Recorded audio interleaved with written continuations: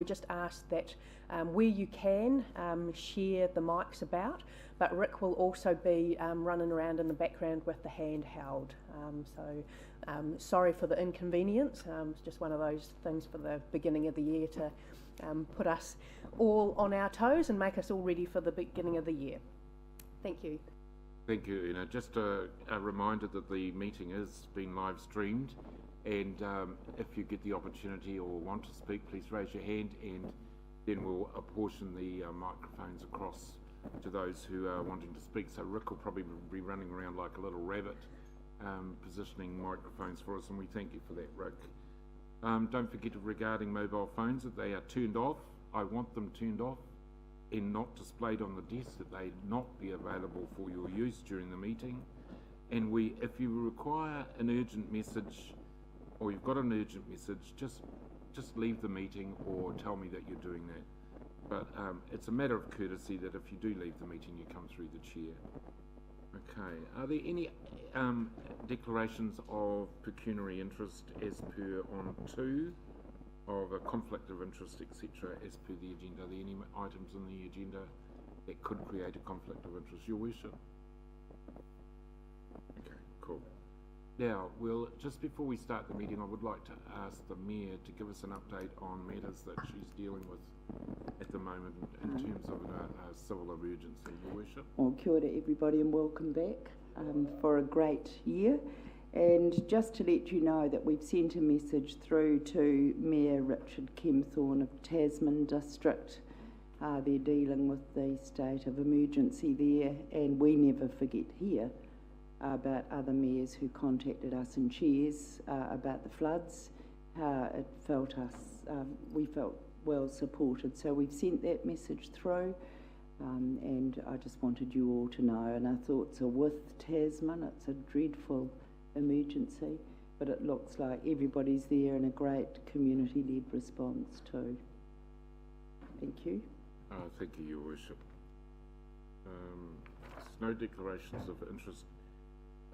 Ladies and gentlemen, urgent items not on the agenda. Our IS Chair would like to move a resolution to discuss and deal with a confidential urgent item, Hemo sculpture.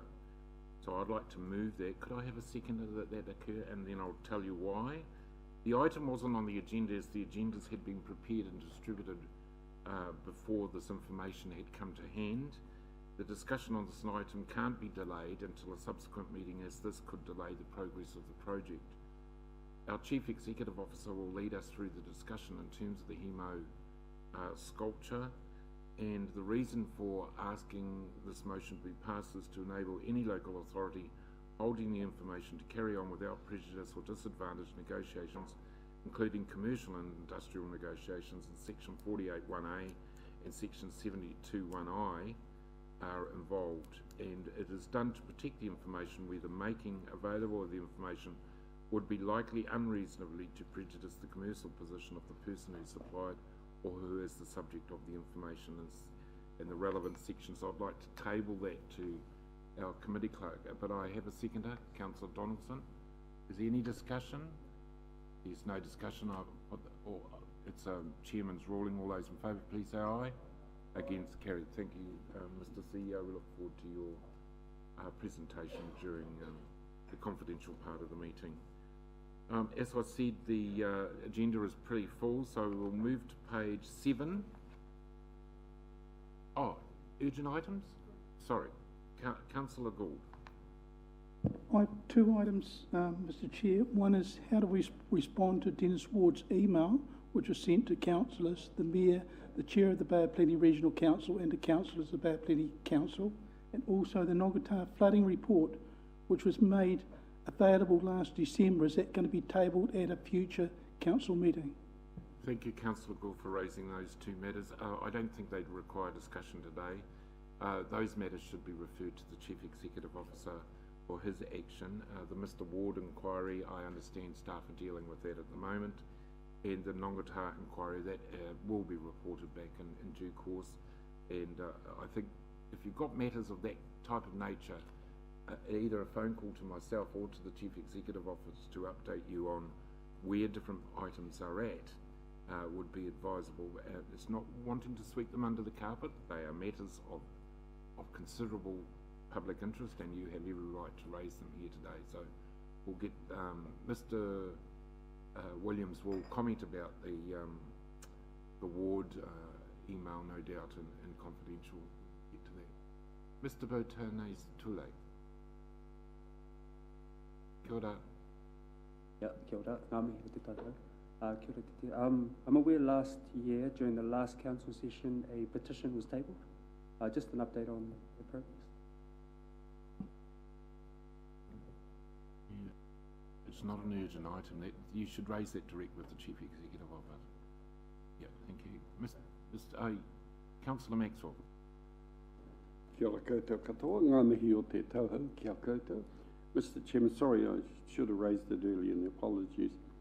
At 2 p.m. I've got to take a toll call, so if the meeting's still going by 2, thank you. Councillor Kent, welcome back. Thank you, Mr. Chair. I'd just like to raise the issue of calendars coming through, giving times for these meetings. My calendar said 2 o'clock finish, and I have a 2 o'clock appointment. So if you're intending to go on past 3 o'clock, unfortunately, I will be early departure. Okay, I think it behoves members, if you've got any doubts regarding meeting times, to talk to Una or the Democracy team, but certainly most committee meetings are starting at 9:30, and so is full council. So, yeah, I just think just advisory to talk to Una. Sometimes there can be confusion, and we are flexible in terms of sometimes matters of national importance, meetings in Wellington, etc., occur, and sometimes it does behove the need to change. But my deputy chair and I, at this stage, we have no intention of changing meetings from 9:30 throughout until the election this year. So you can count on operations and monitoring being at 9:30. So thank you for raising that. Now this morning we have 4 presentations. Oh, sorry, we have to go to the confirmation of the minutes. On page 7, most of you are using your iPads, which is good. Would someone like to move that the minutes of the Operation and Monitoring Committee held on the 1st of November 2018 at 9:30 be received? Councillor Gould, seconded Councillor Lokawate. Are there any matters that any member wishes to raise or needs an update on the matters raised at that meeting? There appears to be not. All those in favour, please say aye. Against, carried. Thank you very much. So, as I said, we have 4 presentations today, and first up is our Aquatic Centre presentation, headed by our Group Manager, Henry Weston. But if the gentleman named Rob Keithley, our Sport and Recreation Manager, Steve Watney, who's the younger guy behind Rob, he's our Sports Development Manager. The guy with the beard is a good friend of the Rotorua Lakes Council for many years, John Latimer. Welcome, John, from CLM. I think you were here about 25 years ago talking about the Aquatic Centre. And Pierre Holland, the young guy with the top on, the Aquatic Centre top. Pierre Holland's our Operation Manager and our acting Aquatic Centre Manager. Welcome, gentlemen, to you. And of course, you all know young Henry at the end. So Henry, I'll leave it in your hands, and we'll look forward to the presentation and giving us a 6-monthly update on where we're at in terms of where we changed the matters down at the Aquatic Centre. We're looking forward to the report. Thank you.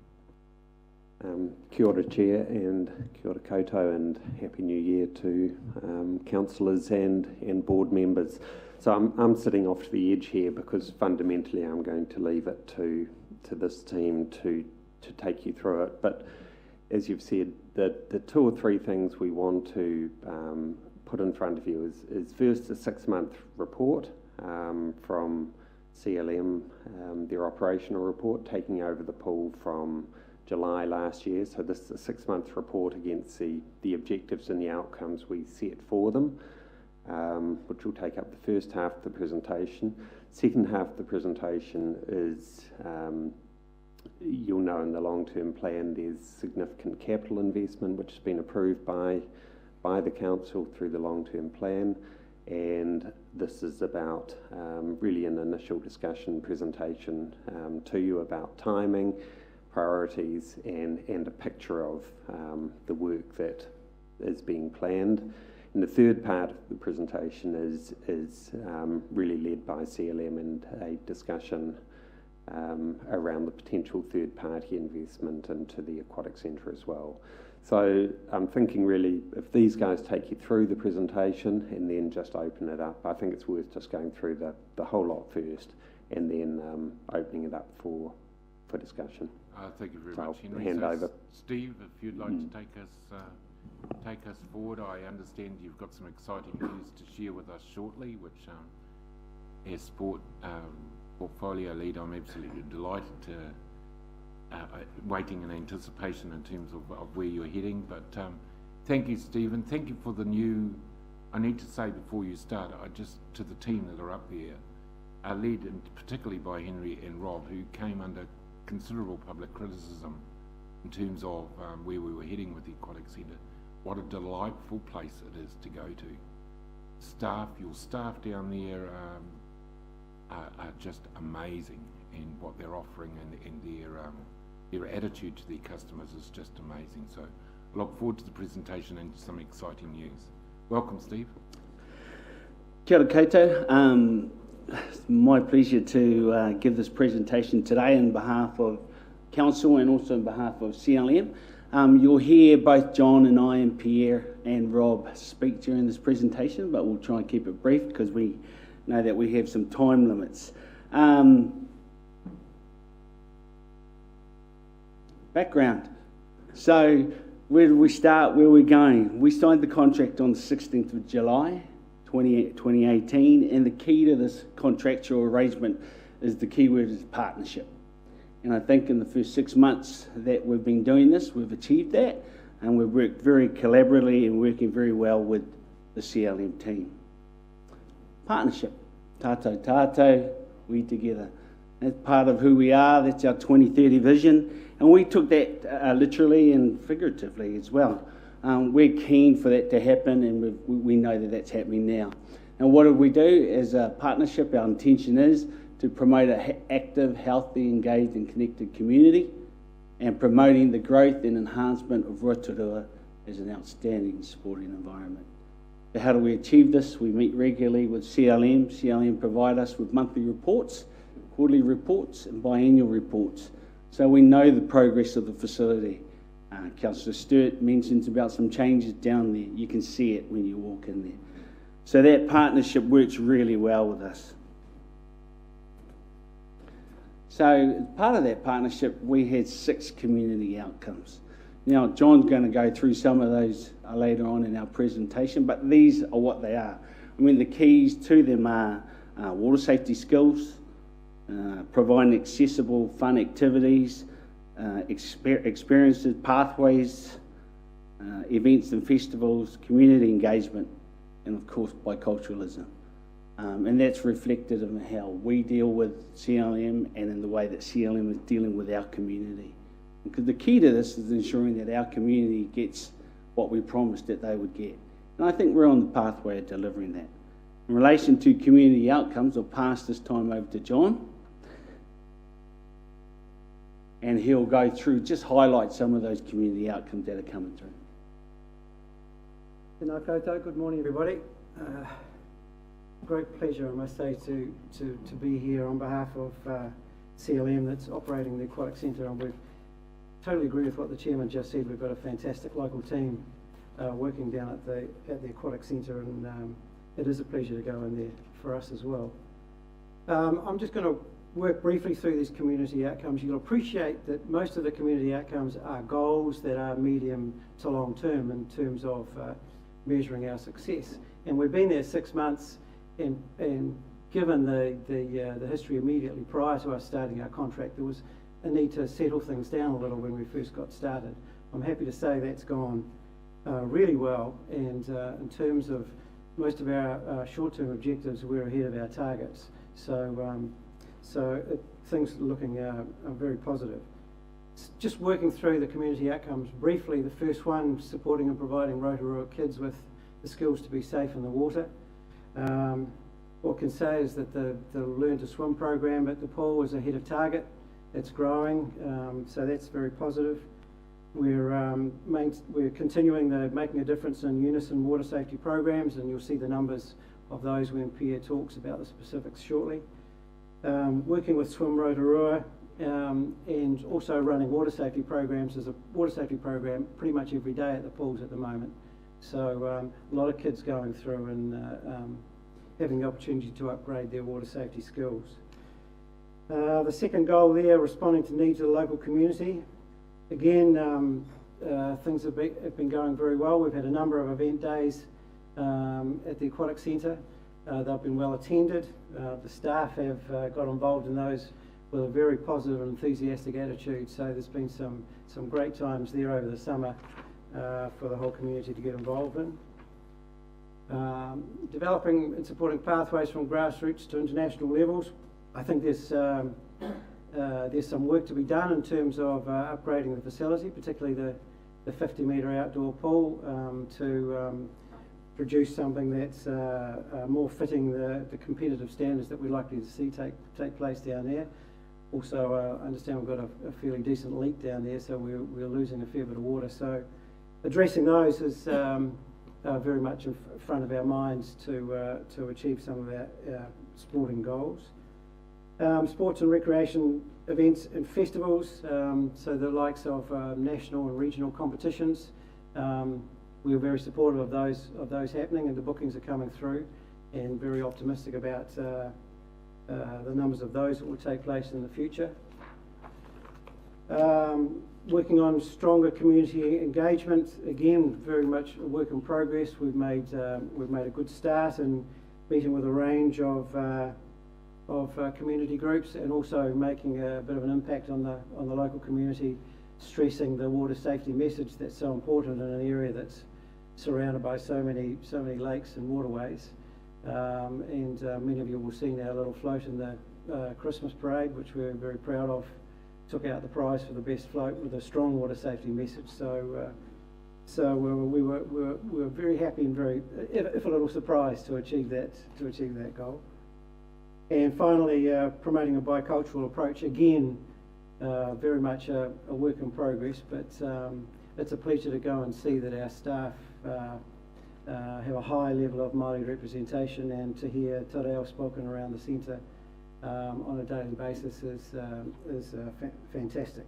So, in terms of community outcomes, I think we've made a terrific start. We have a fantastic resource in the local team that are working at the pools, and we're looking forward to moving ahead with great confidence. So thanks for that. Kia ora and good morning. So yeah, the attendance figures for this facility are kind of well above where we wanted them to be. We're on target for over 350,000 visits in the year. The swim school is probably where we're doing the best at the moment. So we're currently at 1,181 students.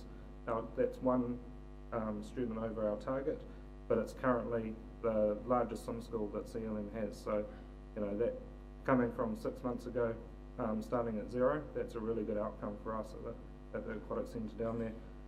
These guys have touched on the water safety programs that we're doing. So we've done over 11,000 students so far, or lessons so far, and that continues to be a daily occurrence down at the facility. We've in the gym, that's also been a good success. So previous to us taking over, the gym was kind of a dead area. Within that first month of us operating, we reached our target, our end of year target already within that first month.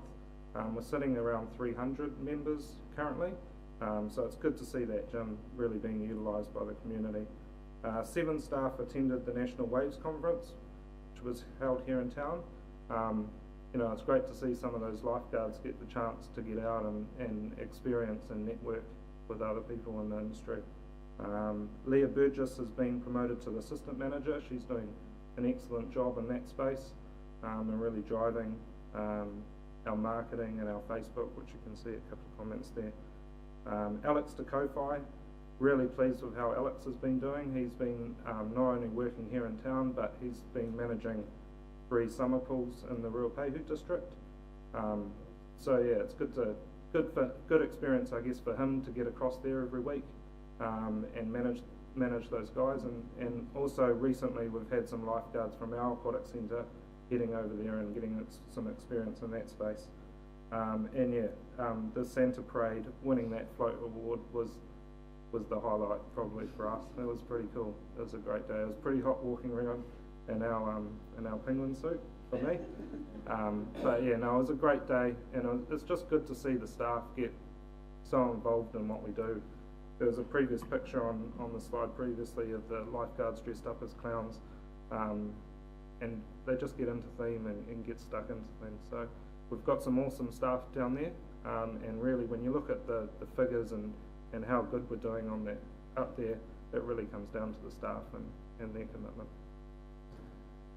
It's fair to say Pierre's been with us since November 2017. So he came along and was our interim manager, so was managing the facility, and he's got dual roles. So he's still the national operations manager and the centre manager at the facility. So we're lucky that he's relocated his family here to Rotorua.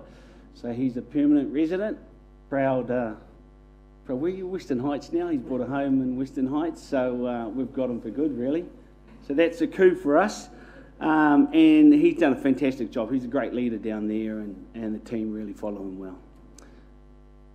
Now on to the Capital Works program.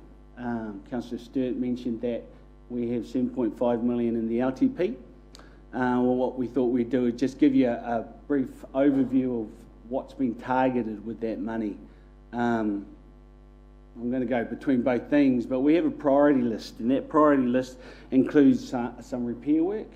So over the main indoor pools on both sides, there's some repair work to the roof and the purloins and the HVAC system.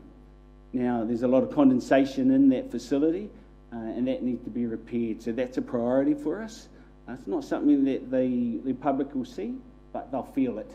Because, you know, in the middle of summer and it's hot and the condensation falling on you, they won't have that anymore. So that's a real priority for us. The other one is the renovation of the 50-metre pool. Now, the 50-metre pool is what sets us apart from every other aquatic facility in New Zealand. And the reason why it's the only outdoor 50-metre pool open all year round. And that's really special. So as we've heard previously, John mentioned that there's been some leaks, a little bit of leaks every day. There's been some slumping, there's been movement, etc. The slumping's kind of slowed down in the last 5 to 10 years. But we want to get that up to a national training standard. And that means that we need to level the pool, make sure that it's 1.35 in depth all the way through. It currently ranges from 1.12 to 1.28. And that's just because of the movement of the pool. So what we will do is we'll raise the level of the pool and make it 1.35 consistent, and that will enable us to hold national trainings. And New Zealand Swimming have communicated with us, and they'd be happy to bring those here now. So we currently get a lot of outdoor, external groups coming to train here in the winter, solely because it's an outdoor pool and it's in the middle of winter. And 50-metre pool, pretty cool. So those are really cool priorities. The other one is to create a dedicated learn to swim pool. So currently the learn to swim is in the learners pool, and then you've got everybody in the learners pool. The noise in there is pretty loud. You've got kids playing, you're distracted, the classes get disrupted. So we want a dedicated learn to swim pool so that it's targeted and you don't get those distractions, and we can put more kids through that school. And so that's the key, and not only will the learn to swim meet that need to ensure that our kids get water safety skills, we'll also enable the seniors to come to hydrotherapy pool as well during the day. And that means that the water temperature will be warmer and they get to exercise in there as well. So those are 3 priorities. The other one is the renovation of the change facilities, a new entrance pool, and something that's quite unique is a bombing pool or manu pool, depending which side of the tracks you come from. The manu pool will be a facility or a pool whereby kids and adults, if they choose, will be able to do bombs and manus. If you don't know what those are, ask the brown fellas, because they know what manus are. It's something that our community likes. My kids love it. It's be something unique. There's only one other pool in New Zealand that has a bomb pool, and that's in Rotorua, and it's a very Polynesian Māori community. So we really want to include that in this facility. So those are our priority list. There's going to be some risk involved. The more investigation we do into the work, the possibilities that the cost of those works may increase. And then there's consent issues, etc., etc. So these are the priorities we really want to do.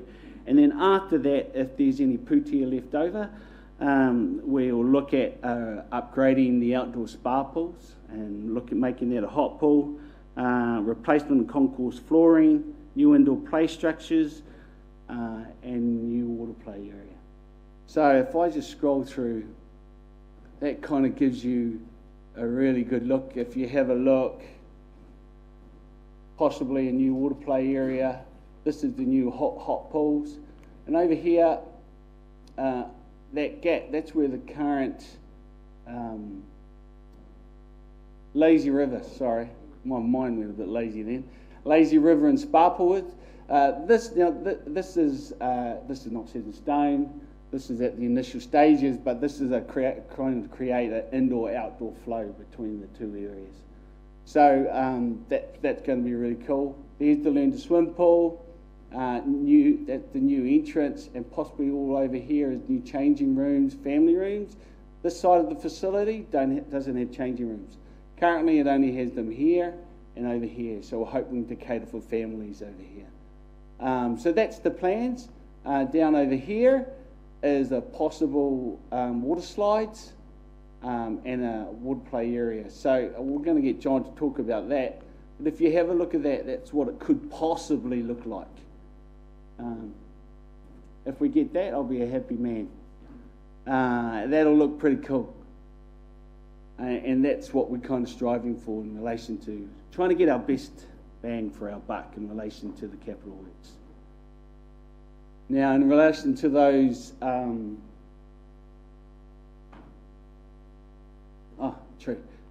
now, this isn't just all our ideas. We have met with stakeholders. We had a meeting just last week, last Thursday, I think it was. Ian Stabler, who sits on just over there to the right, he's our project manager, so he's looking after the capital works. So I and Rob met with some key stakeholders at the facility last week to get their feedback and input into some of these proposed works. In relation to the hydro slide, I might just get John to pop in here, and then he can have a yarn to you about what CLM have in the works. Yeah, thanks, Steve. So the two photos that you see up there are the two slides that we were part of having put in the Lido pool in Palmerston North about 3 years ago. So we've worked closely with Whitewater New Zealand, who are involved in developing these kinds of slides. They started out in Christchurch at the QE2 pool. They developed some big hydro slides at the QE2 centre, which were pretty much demolished by the earthquake. But they have again got involved with developing slides in Christchurch and worked with us in developing those two slides in Palmerston North.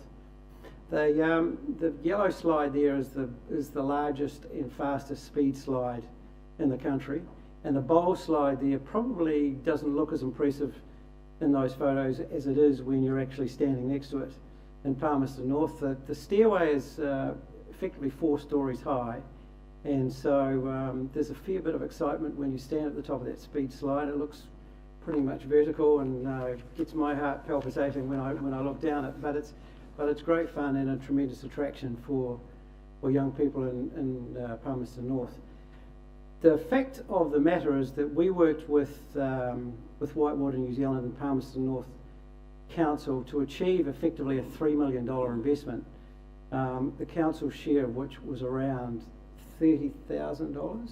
I'm looking at my partner and he's nodding. Yeah, so the council invested in some of the pipe work underground, and with Whitewater and ourselves worked together to fund all the stuff that you see above the surface.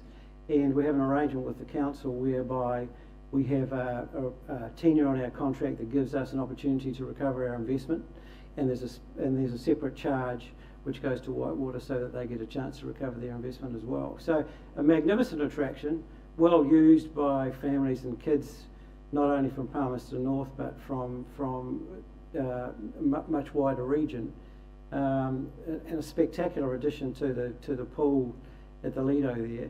We've had some discussions with Whitewater about what the possibilities are for Rotorua, and we've had a look at some pretty exciting ideas. They're all very much at ideas stage. We need to spend a bit of money to move them through to concept stage, and that's probably the next step. The significance of a major slide development would be that it would change the game as far as the aquatic centre is concerned. At the moment, the aquatic centre is effectively a local facility used by local people. Investment in a major slide would mean that to get a return on that investment, we would have to inject ourselves into the tourist market, and we would end up with a facility that not only works for the local community and would add some real value and excitement for the local community, but would also be an additional tourist attraction for Rotorua. So that's kind of where it's at. We're up for it, so to say. We need to work with the council now to get these ideas through to concept stage and to continue talking to our stakeholders and to obviously come back here and talk about what the possibilities are for the future. But it looks pretty fun and pretty exciting, I must say. One other thing on there that John May didn't mention is the water play area as well.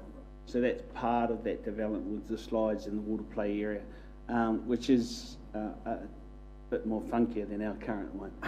Yes. So that's the end of our presentation. If you have any questions, we'll be more than happy to answer those. Good wish of the Mayor to lead off. Well, thank you so much. What a great New Year present for us. These ideas have been bubbling along for ages, and you're talking about actual delivery. And that's what we hope with the partnership with CLM. Thanks also for your understanding of the transition process and the leading of that through, and your sensitivity about our staff and our people. It's just great to hear what's happened. Just one question, if I may. Steve's talking about as we go, especially with the pool that we must upgrade with the leaks.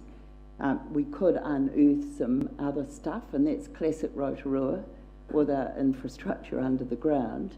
How do you manage that risk in terms of your investment with the water slide and those other investments? Because if ever there was anything, I don't know what your community consultation and your stakeholder group showed, kids want that bomb pool, the Manu pool, that's what they're wanting in the slide. So it's a very high priority for us, but we know that the big pool is the gold for us too. So how do you manage that risk with our geotech and our infrastructure at the same time? We're not a Palmerston North, we're sort of a Hamner. Yeah. I think just initially, if I can respond, what we can do is we can do that concurrently. So we can work with CLM and Whitewater with the slides and do the bomb pool at the same time. So that can be done concurrently. Yeah. Councillor Low-Kawatate. Thank you, Mr. Chair. Good morning, and thank you for your presentation this morning. I do have two questions. We have a lot of new immigrants in our city. We're a diverse community, as you obviously know. And do we have sufficient adult swimming programs for people who perhaps don't have English as their first language and who are unfamiliar with water and living in close proximity to it? And do we have sufficient programs, or are we doing anything to encourage people from a different background who come from overseas to be water-wise within our area? So that's one question. And my second question is, you just mentioned it with the new slides and a couple of new slides and things like that, and the potential to have to now, in the future, at some stage, tap into the tourist market. And that, of course, will change the dynamics I believe, of the centre. And so in the past, the aquatic centre has been very much supported by the locals. And oftentimes I hear that, you know, it's good because it belongs to us and it's ours and etc. And I'm just wanting to make sure that at some stage, because I think in the early stages when you're planning to do the development with the big water slides and the bomb and whatever else is that it doesn't become suddenly it's a tourist attraction and our locals do not feel part of it anymore. I'm really concerned that won't happen. So I'm just signalling that to you because that really is a concern. So, but anyway, that's just my two questions to you. Thank you. Kia ora, Councillor. Yeah, perhaps to answer the second question first, I think the Aquatic Centre will always be a local facility. What we would hope it becomes is a local facility that has appeal for tourists as well. Because in the past it's kind of flown a bit below the radar as far as the tourist market is concerned. But yeah, our determination would be to see that it's always primarily a local facility. And the day-to-day programs that take place in the facility highlight that and are targeted very much at local communities. In terms of the Learn to Swim and the water awareness for new migrants, I think there's probably some work that we need to do there to work with local groups who are working with migrants.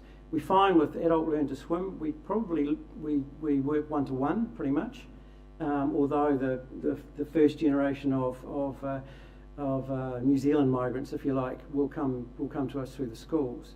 But that's a challenge that we're managing to meet in the other centres that we're running. It's provided for within our Swim Magic program, and you know, I think we can rise to that challenge without a doubt. Councillor Hunt. Thank you, gentlemen, for your presentation. Very exciting to see what's ahead of us. I just had one question, really. In the preliminary discussions, there was talk of putting the entrance facing into Kura Park. It appears the entrance is still on the other side, and I just wondered what the thinking was around that. Thank you for that question. I mean, this is just an initial design, so it's not the final design, but in relation, if we were to change the entrance to the Quito Park side, that would mean a whole lot of changes to a whole lot of other things, and the impact of that, the cost for that would eat into our allocated funding quite significantly. So again, I go back to trying to get the best bang for our buck. And if we keep the same entrance where we are, we can then focus on those things that make us unique, like the 50-metre pool and the bomb well, etc., etc. The question really is the interface between the fence of the aquatic centre and the rest of Kura Park, so that it feels part of the park, not apart from the park. Yeah. And I appreciate the financial constraints and the pragmatic response of the entranceway positioning. If I can just add to that, certainly the whole Kura Park redesign concept wouldn't exclude us coming back into the aquatic centre at a later time with some orientation towards the north, or the north end of the Kura Park side. And certainly that's a phase that we could look at. I mean, there's still lots of opportunities for that entrance space in the future, cafes and things like that. So it's certainly not excluded. Thank you, Councillor Kumar.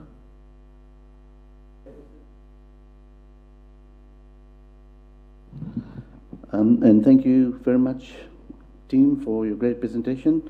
My concern is that even though the money is in the LTP at the moment, is whether there is a maintenance program, because you build a big beast, a white elephant, and then later comes the carnage. If it's not managed, it can become a big Rotorua. I mean, anyone that's gone to Rotorua now can see what the sad state of the place is compared to the heydays when there used to be numbers coming in all the time. And once a facility is built, it's probably going to be hard to say who should come and who shouldn't come. It'll probably be open to all, and that's the kind of marketing that will be done. So, yeah, for the future, I'm just wondering how the ratepayers are going to feel if it's left, and where is the money coming from the maintenance. Thank you. Yeah, maybe that's a Henry Robb issue in terms of budgetary issues, but go for it, Rob. Thank you through the chair. It's fair to say that the aquatic centre's got, it's an aged facility, and the maintenance sort of over the last, not the last 5 years, but probably the 10 years prior to that, had a number of deferred renewals. In the last 4 to 5 years, we've certainly picked up that, and the council's aware of what the maintenance budget is in terms of the whole contract that we prepared with CLM. In terms of adding value to the facility, we would see that that's definitely going to have to be factored into the whole financial argument. I mean, the situation with the renewals is that we do have a much better asset maintenance program and tracking now than we probably did 5 years ago, and so we should be able to build that in and factor through annual plan and long-term planning processes for that. Chief Executive wants to make a comment. If I can, through the chair, just add one comment. I think one of the changes is that within our financial approach is that we are funding depreciation, which means that the investment that has actually gone in to the aquatic centre facility has actually come from the way in which we are actually treating depreciation and the funding of that. That applies to all of our assets. So the maintenance of all assets is actually something that we are funding, which has actually been a focus, you'll recall, actually in our annual plan and LTP as well. I've got the next question. In terms of funding options, maybe Henry and Rob, with external philanthropic organisations like Even Swim New Zealand, in making an investment in ensuring the issues that Councillor Kumar, and particular Councillor Okawa Tate, to ensure that ongoing funding for the access for Learn to Swim programs and those holiday programs and the free access that was really quite brushed over, which you and CLM is party to, with Big Sister, Big Brother and all those organisations, Western Heights Primary, etc., lower socio-economic areas of town getting free access to the aquatic centre. So I just want to make sure that the emphasis doesn't come off that, but as Councillor Okawa Tate says, a new dynamic is going to be introduced with the tourism side of it, and some of us around the table are a little bit worried that, but I've been reassured that the emphasis won't come off that local facility, that local community facility, but the tourism thing is an add-on rather than the other way around. So I'd like some comment on that. Look, if I can respond briefly. We're already getting a reasonable amount of external funding in support of some of the programs, and I'm thinking probably particularly of the some of the work with schools, with Unison, and also support we're getting from Bay Trust, RECT, and Water Safety New Zealand. So in terms of the availability of funding aimed at some of those core skill development areas, we're doing quite well. In terms of the capital development and the opportunities out there, we have done some initial looking without a great deal of success. And look, I wouldn't want to pitch proposals at you which relied on external funding, sort of to put a big pipe dream in front of you and say, we'll get someone else to fund it. I don't know if that's particularly realistic, but what we are finding in terms of going through this, what we've put up there, and again, it's always subject to what you end up finding under the ground or in the buildings, but look, it's affordable in terms of our budget, according to the initial pricing we've got. So we're actually really optimistic we can make a huge difference to this facility within the amount agreed by council. Then if we add on again CLM's relationship with Whitewater, the potential starts growing again. But we're optimistic we can achieve a massive amount with what we've got, and we'll continue to get support for various programs.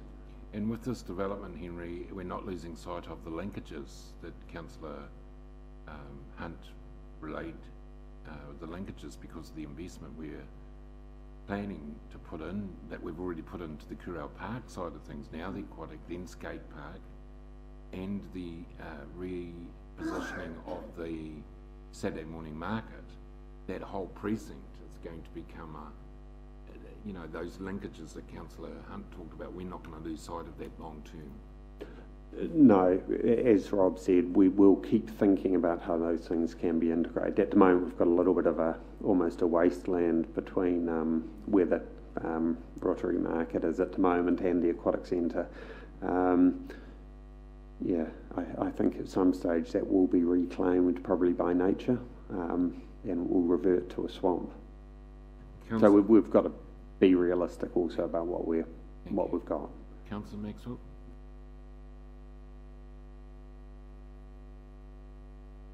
Thank you, Mr. Chairman.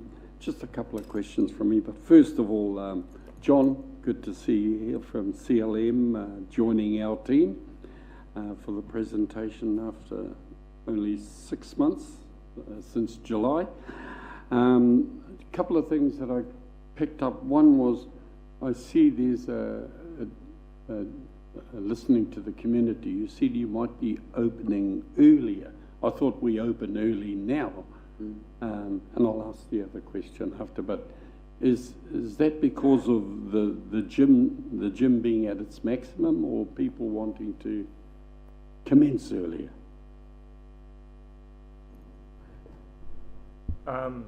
Yeah, I've been working at the aquatic centre for a while now, and doing some quite early mornings, and when I'm going there at that 6 o'clock time, there's a number of people waiting outside, usually between 20 and 30 people kind of waiting outside, and in winter it became evident that we needed to look at that. So yeah, we're currently, we've made a change to open 15 minutes earlier, and from the regular users of the community that use it, it's been very positive from them. So really there's just a demand for it, and it's not to say that we're not looking at also bringing that back earlier as well in the future. So, you know, we are having those discussions, but there's definitely a need for it, and there probably has been for a while. Excellent to hear. And my other question was, it was great to see the first slide up there, and seeing all the smiling staff. Tremendous. And the way after only 6 months now, we've had some positive staff promotions that you highlighted. And can you tell me, so like Alex Tekofai, you've got him moving around Ratahi and some other places and that, looking after 3 pools now. How is that kind of managed? I know that's into operation, but which I think is a positive. I think that's great. Thank you, John. Tēnā koe, Trevor. One of the things that we talked about in our original proposal was the desire to connect the staff at the aquatic centre with the industry around the country. Yes, you do. in a much greater way.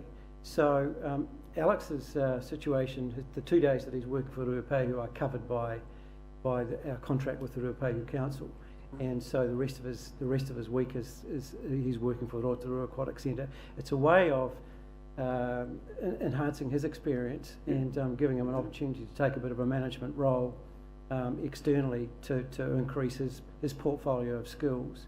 In the same way, there's been a significant number of staff involved in different conferences, meetings, fora around the country, joining with people who have similar roles in other facilities across New Zealand as a way of broadening their knowledge of the industry and raising their skills. So that's an ongoing thing. We committed to that at the very outset, and we're pretty happy with how it's gone so far. So that'll continue. Thank you, John. Thank you, Councillor Maxwell. I've got 6 other people who want to speak, and we've already nearly had an hour. So I'll call on Councillor Gould, Bentley, Kent, Tania and Deputy Mayor Dave in that order. So if you could make your questions brief and succinct, that would be good. Councillor Gould. Mr. Chairman, with your figures on your screen before, you mentioned that the gym, the maximum, had reached at 350 numbers, and you're talking about swimming had increased by 15,000. Have you got to a stage where you haven't got much growth, or is there potential there, or is there potential to limit the hours certain people use the pool?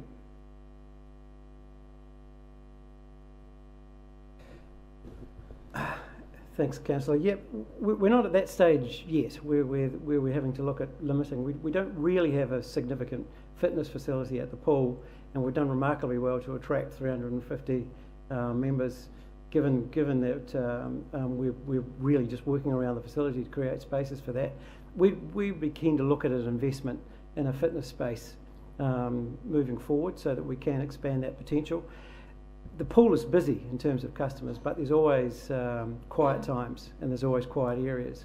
So we've got quite a bit of potential still to exploit in terms of reaching the capacity.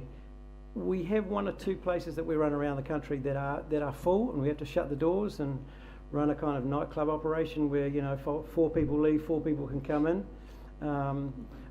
We hope to reach that at Rotorua, but we're not quite there yet. Councillor Bentley. Thank you, Mr. Chair. With regard to the water slides and so forth that you're wishing to replicate what has been done in Palmerston North, you must also have figures onto the profitability of the return that is going to be shown. And what is that? I'd be pretty guarded in answering that. It's commercially sensitive information. However, in a generic way, I think. In broad terms, I think the challenge with that kind of investment is to make sure you cover your costs, and we're doing that at Palmerston North, and then there's a small return. I think if we were to look at a major investment in Rotorua, where we need to be very aware of the size of the population here, and recognise that.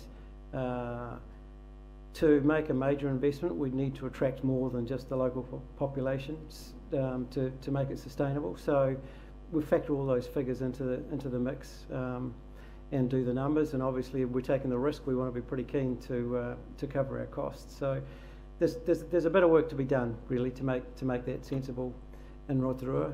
We wouldn't be keen. We're not going to replicate what we did in Palmerston North. We want to create something that's unique and specific for this community.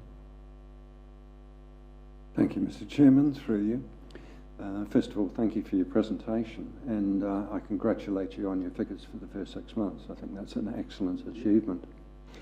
I'm also very pleased to see the direction that you're heading, because we're starting to see the potential actually heading towards what it could be, and that's very encouraging.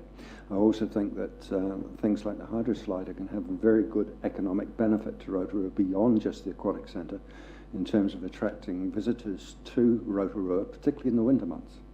So I think there's not a huge opportunity there. My question is, particularly with the 50-metre pool repairs, have you any feel for how long it's likely to put that facility out of action while it's repaired? Yep, that's a very good question. I mean, that's all determined on what we find underneath the pool. There's a lot of geotech work that has to be done, and the results of that geotech work will really set the timeline on how long that pool will be closed. No doubt it will be closed. We're just not certain on the length of time. If we do renovate that pool, it will be a 2 to 3 month process. So we would make sure that would have the least impact on the users of the pool. And at our stakeholders meeting last week, we made that very clear. We will try and minimise disruption, but there will be some disruption.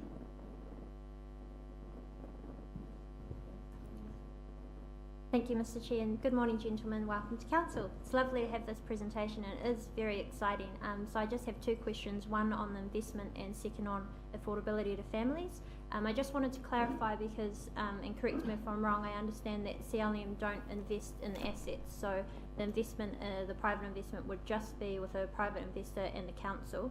And secondly, my question, and it really just comes down to my core concern, which is just ensuring that any investment that we have will also ensure that it will still remain affordable for our local families, because ensuring that they are able to access it is very important to myself and no doubt other councillors. I know that when I discussed this with you last year, you reassured us that there would be no increase in admission prices in the first year of you being on board with us, and then in future only increases to the level of CPI increases with authorisation for council. Now with the hydroslide development, which is very exciting, I'm very happy about, being a separate charge, would that also be the same rule for that? There'll be no increases further than CPI?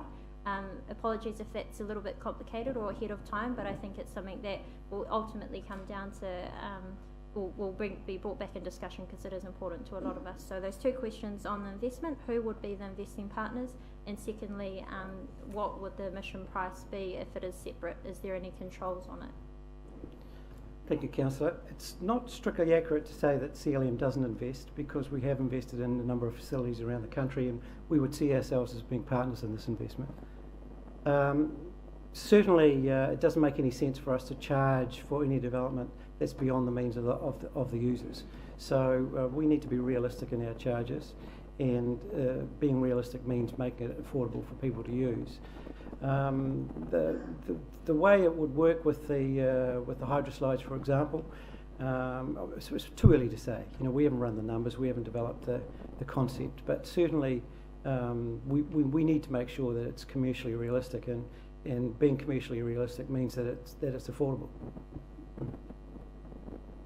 Your business case planning is still underway.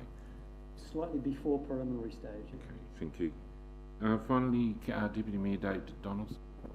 Thank you, Mr. Chairman. Through you, my question's probably for Henry or Thomas.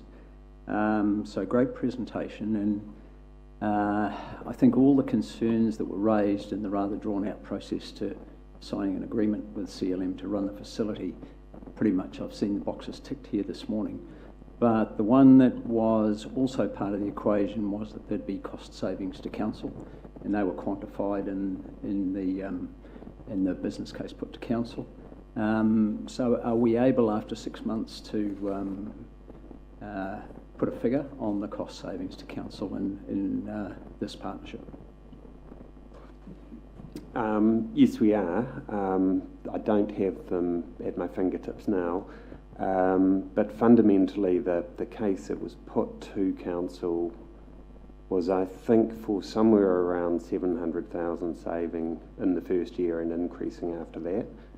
The savings are less than that because as we went through the process, decisions were made where we adjusted. That you'll remember the first decision was actually let's lift the make sure staff are paid at the same rate, and that resulted in an increase of this much, and then we took on, I think, the managers, and so there were some changes. The savings is somewhere again over 500,000, and we'll get more year by year. So we've got a fixed agreement with CLM where actually the subsidy we pay decreases over the years.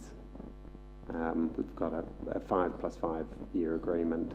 So the savings are as you would have been told, except for the fact the cost increase that built in through the process with council. So the savings are very significant.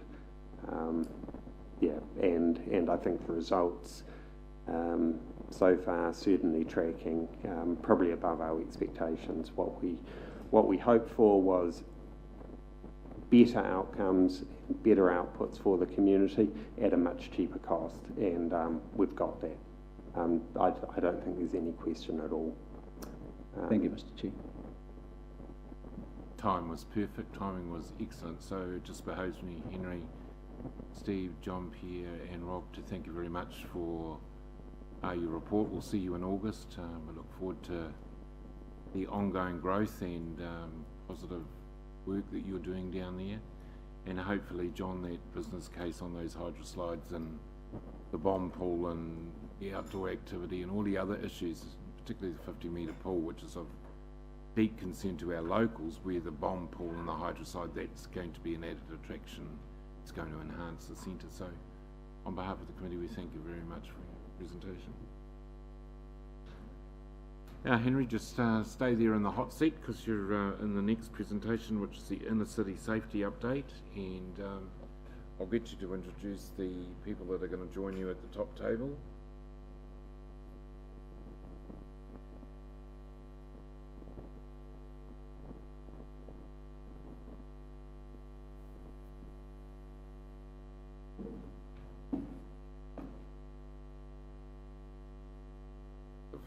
face. So, thank you, Mr. Chair, and look, same again.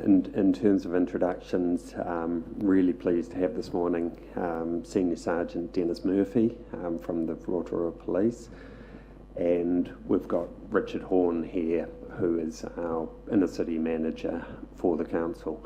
And really just to give you a little bit of context about where this has come from and the purpose of the presentation. You'll remember before Christmas, several weeks before Christmas, there were really significant concerns raised in the community in terms of the state of the inner city. There was perceptions of safety work which came out which indicated people were feeling less safe in the city. There were complaints from retailers, and there was concern really about where things were going to head over the busy summer months. So what we really want to do today, and our Chief Executive talked to you about some of the initiatives we were going to put in place, particularly around the enhanced and more coordinated and collaborative approach to security, but also an increased focus on the activation stuff. So what we really want to do, look, we know it's post-holidays, is to come back to you and talk about the initial results of what we've seen, and particularly talk about the collaborative work we've done with the police, which I think it hasn't been done in any way before. And I think having Senior Sergeant Murphy here is indicative of a very new approach to managing issues within the city, so that's quite exciting. So we want to give you an initial bit of feedback really on this is where we've got to, and really as a bit of a precursor to say that come March, come April, we'll need to come back to council and say, okay, we've now done some more analysis, some more thinking, this is the way forward from here, and look for your endorsement there. But this is really to give you a heads up of the picture post-Christmas, and just some background to the work we're doing, which will lead up to another decision from council in March or April on the way forward.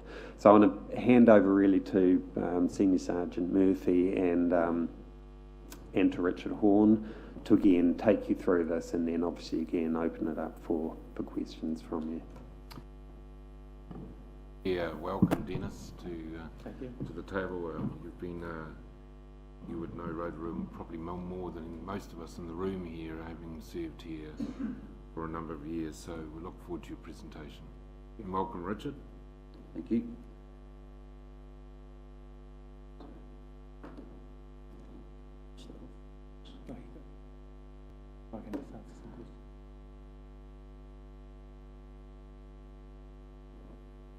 So Henry's already given us a little bit of the background there. So I'll just go through some of the responses to date. So a number of initiatives were quickly introduced, and it's probably key to mention, so what we have been clear about with our comms and even the physical presence is it's a partnership.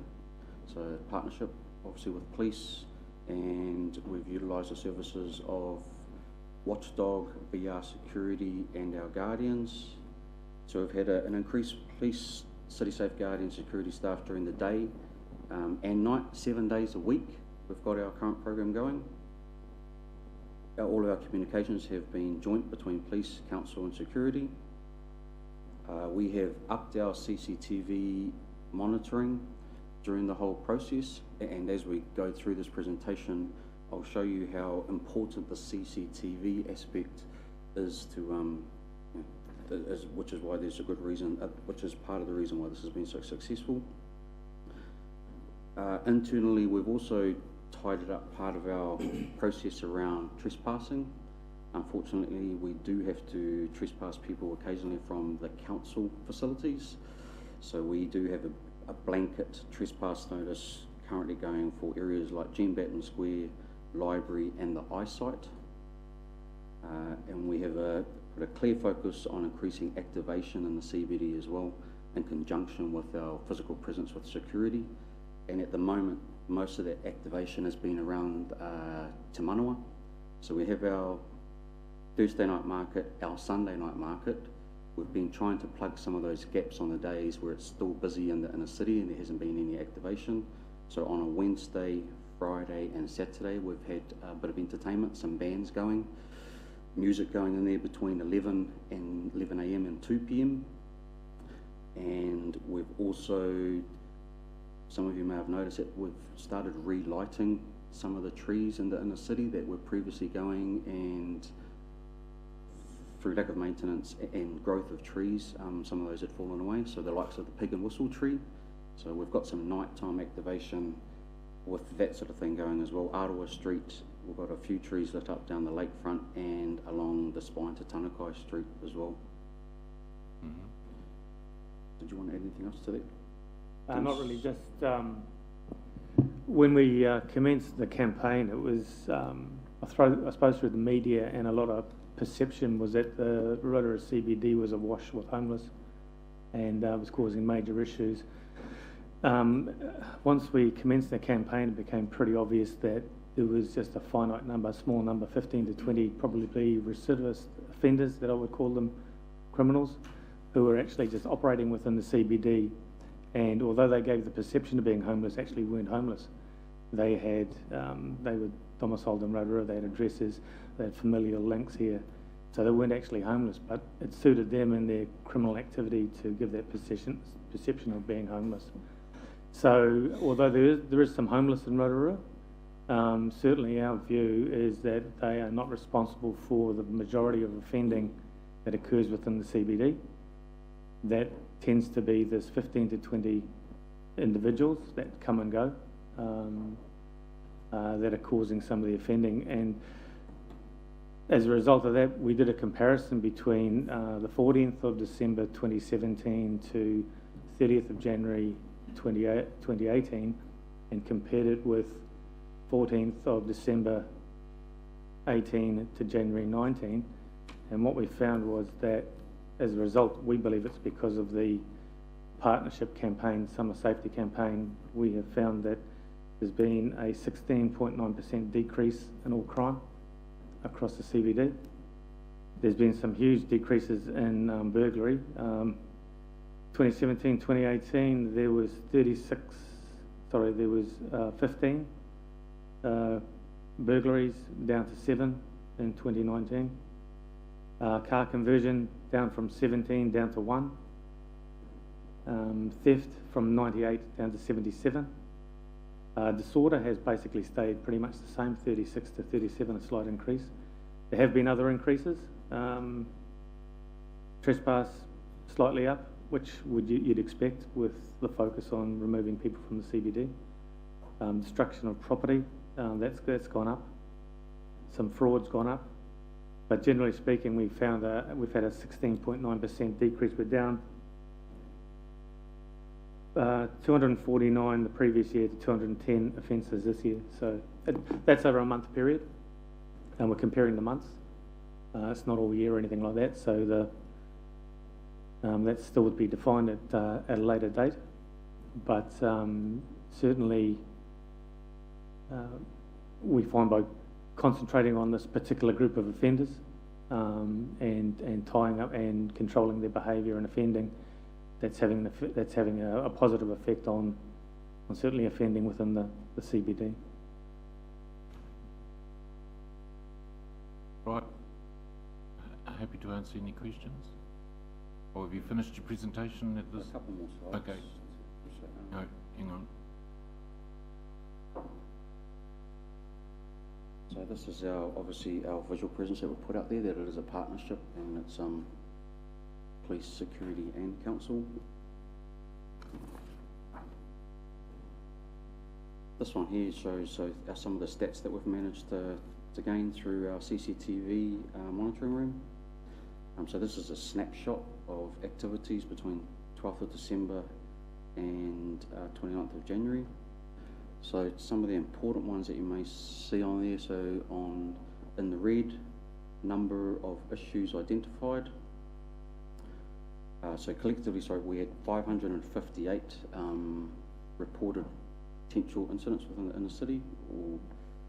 So out of that number, if you go down onto the red, the number of issues identified per group, one of the main ones there for me is the CCTV. So 148 issues identified on the CCTV. So it's important that extra set of, 248, the extra set of eyes across the inner city and working directly in contact with our security, police, is very important. And then it's if you go down to, up to the top there in the green, the reported incidents, so 1C is suspicious behaviour, so that's a high number. So what that does reflect is the fact that our CCTV cameras and our active approach in the city is picking up on what is considered suspicious behaviour. Our teams we've been able to preempt what may happen and then stop that. So that's part of the reason why the actual incidents have gone down, because of the physical presence, and we've actually managed to stop it by being proactive rather than reactive in attending to these things after something has happened. So that's just a quick snapshot of what we actually have been doing collectively, and the importance, I think, of the CCTV with this too, and the monitoring that we have in our CCTV room. We also have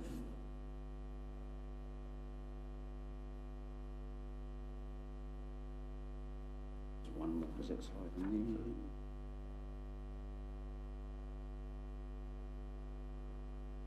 So there's no slide there. We have had quite a bit of feedback as well from inner city businesses. I can just read a few of those out. So, I've been wanting this for so long, and it is making a huge difference in our streets at night. I've noticed a large reduction in violence and preloading people walking on the roads in the last couple of weeks. This initiative is so important for the continued safety for our community and visitors. We have noticed the business sales have picked up for the days where there is live music going on. So we've had lots of feedback, lots and lots of verbal feedback, and we've had a few emails coming through as well. Thank you. Your Worship. Question probably more to you, Dennis, with your skill. We seem to be left a bit, and it could be subjective, with intimidation and harassment. Do they come under your disorder? They level? do. Yeah, they do generally. And what powers do we have? So the street wardens and security, and I know police can, but is there an impact on reconsidering again with our MPs and government about those antisocial behaviour orders?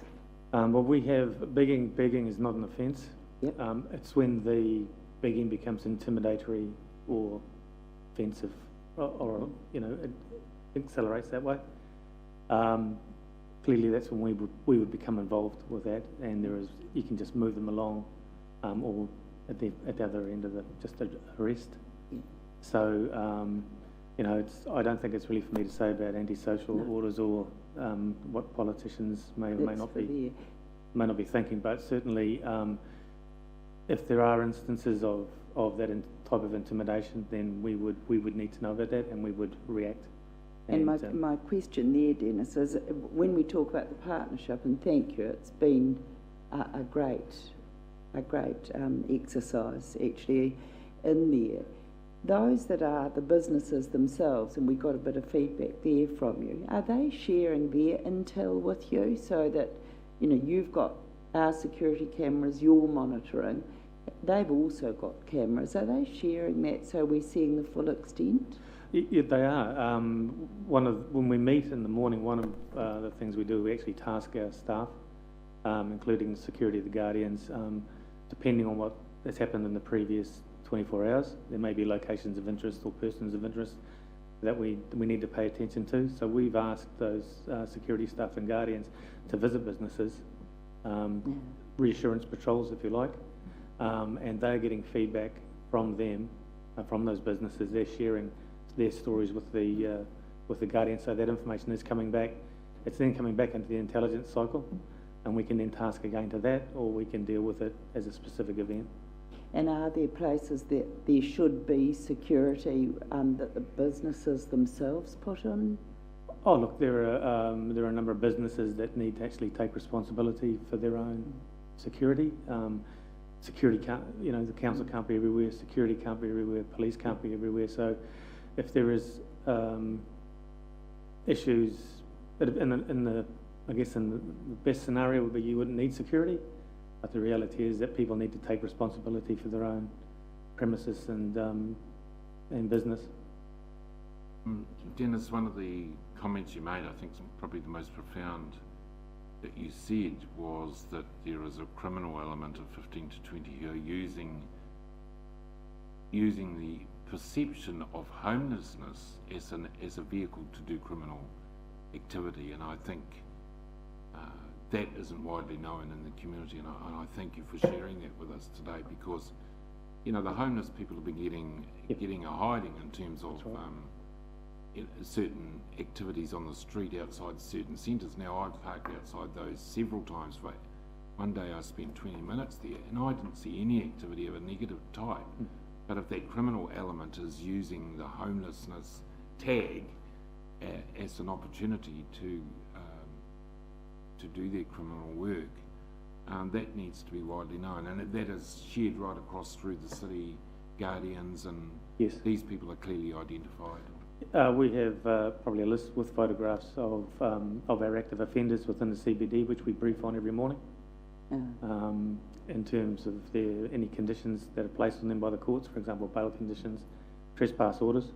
So that's updated on a regular basis, so we can focus on them. There are homeless, and there are homeless that cause problems, but it is, I think it's become evident to us since we've commenced that the perception is not as bad in terms of actual homeless as what was perhaps being put out there around the town. Thanks very much, Dennis. Councillor Kuma. Thank you, Richard. Obviously, this was an outcry placed from Reg Hennessy that brought this to the fore in December. I'm happy to speak for that. That brought it to the fore in December, and as a result, safety is paramount. The council reacted as well as the police reacted towards it. Now, obviously, it's come at a cost for over the last 3 months, and my question is, if we are going to go into the future with the same program, what has this cost come to the ratepayers now?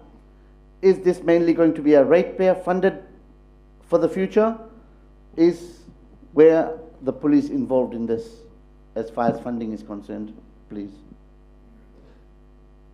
So we might tag team this response, and I think probably the first thing to say is look, this didn't come from complaints from one particular person. It was fundamentally driven from some findings out of a wider police work on perceptions of safety, which really did show quite alarming increases across the board. So yeah, there were one or two instances of examples that were put forward, but actually this was started on the basis of much wider information that indicate a problem.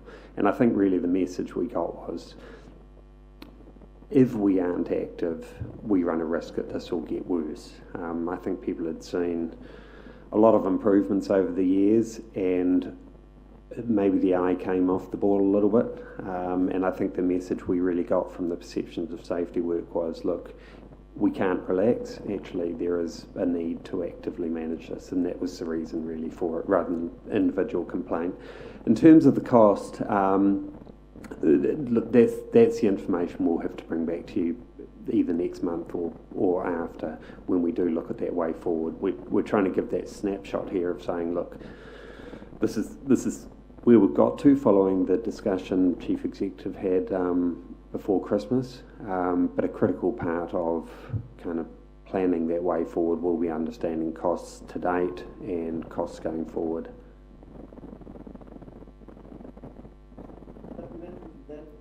While my concern is about the cost, I'm also concerned that we are... Hang on, Raj, we'll get the mic to you. Rob, could you give him your mic?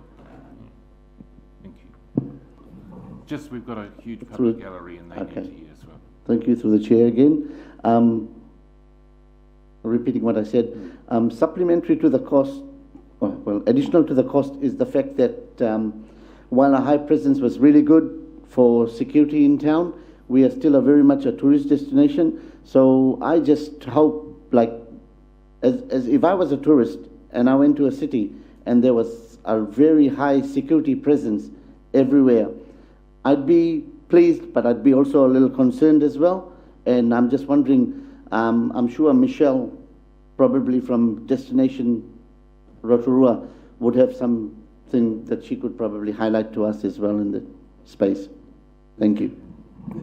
And I suppose, again, the quick response is that the security presence is visible, and I think that's been a really key part of some of the changes we've seen. But look, it is not an imposing, threatening-looking security presence at all. In fact, almost the contrary. You know, it's got the nice mix of between actually people who are there, connected, people who can take action and will take action, police support, and actually I think the kind of integrated approach has led to something which looks really effective without being threatening. And sorry, threatening's the wrong word, but without looking like a police state. It's not that feel in town at all. Thank you, Mr. Chairman. I'd just like to comment on Councillor Kumo's observation there about the increased security sort of putting people off. Well, anyone who's actually travelled internationally would actually consider we don't have a police presence in New Zealand because you can never see them. Everywhere else in the world you go, for example in Singapore, you'll find military-style police with loaded guns on their hips, and as a consequence, they don't have too many crime problems. Thank you.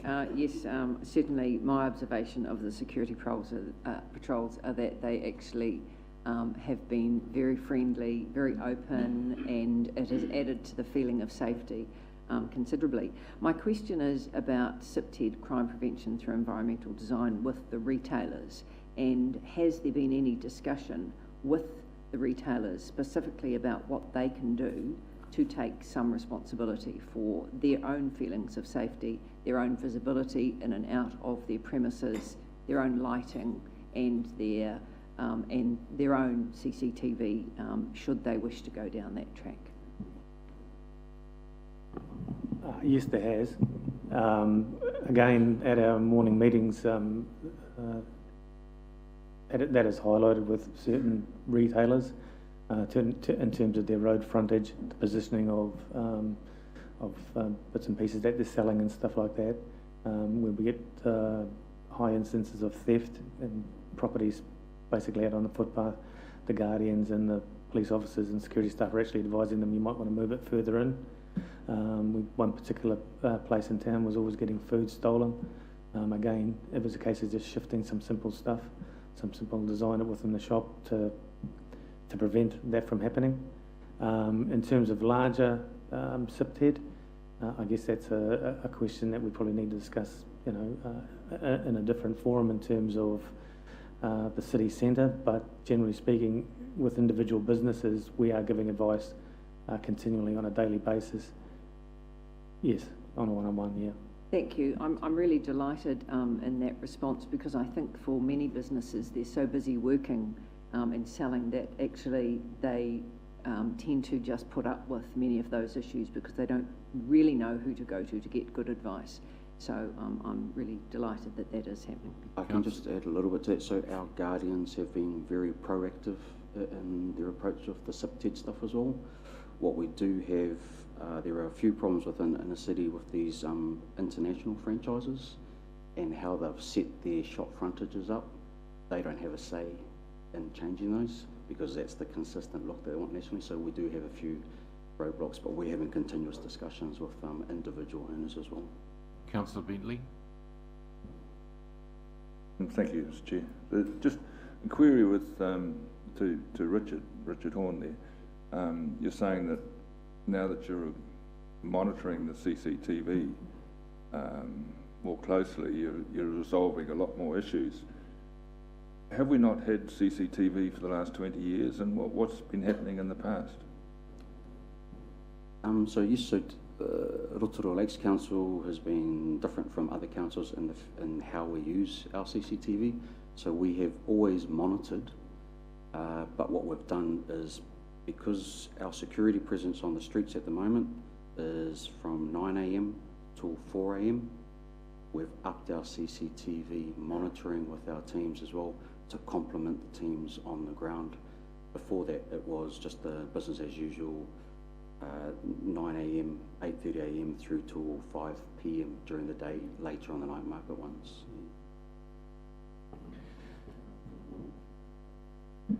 Thank you, Mr. Chair. Thank you very much for your report this morning. I notice your report is on the CBD. Are you also monitoring the suburban shopping centres like Tenai, like Old Taupo Road, Mountford Road, and also Western Heights? Yeah, we do get reports from there. We have a look at, obviously on a daily basis, across the whole of Rotorua, reported crime and locations of interest.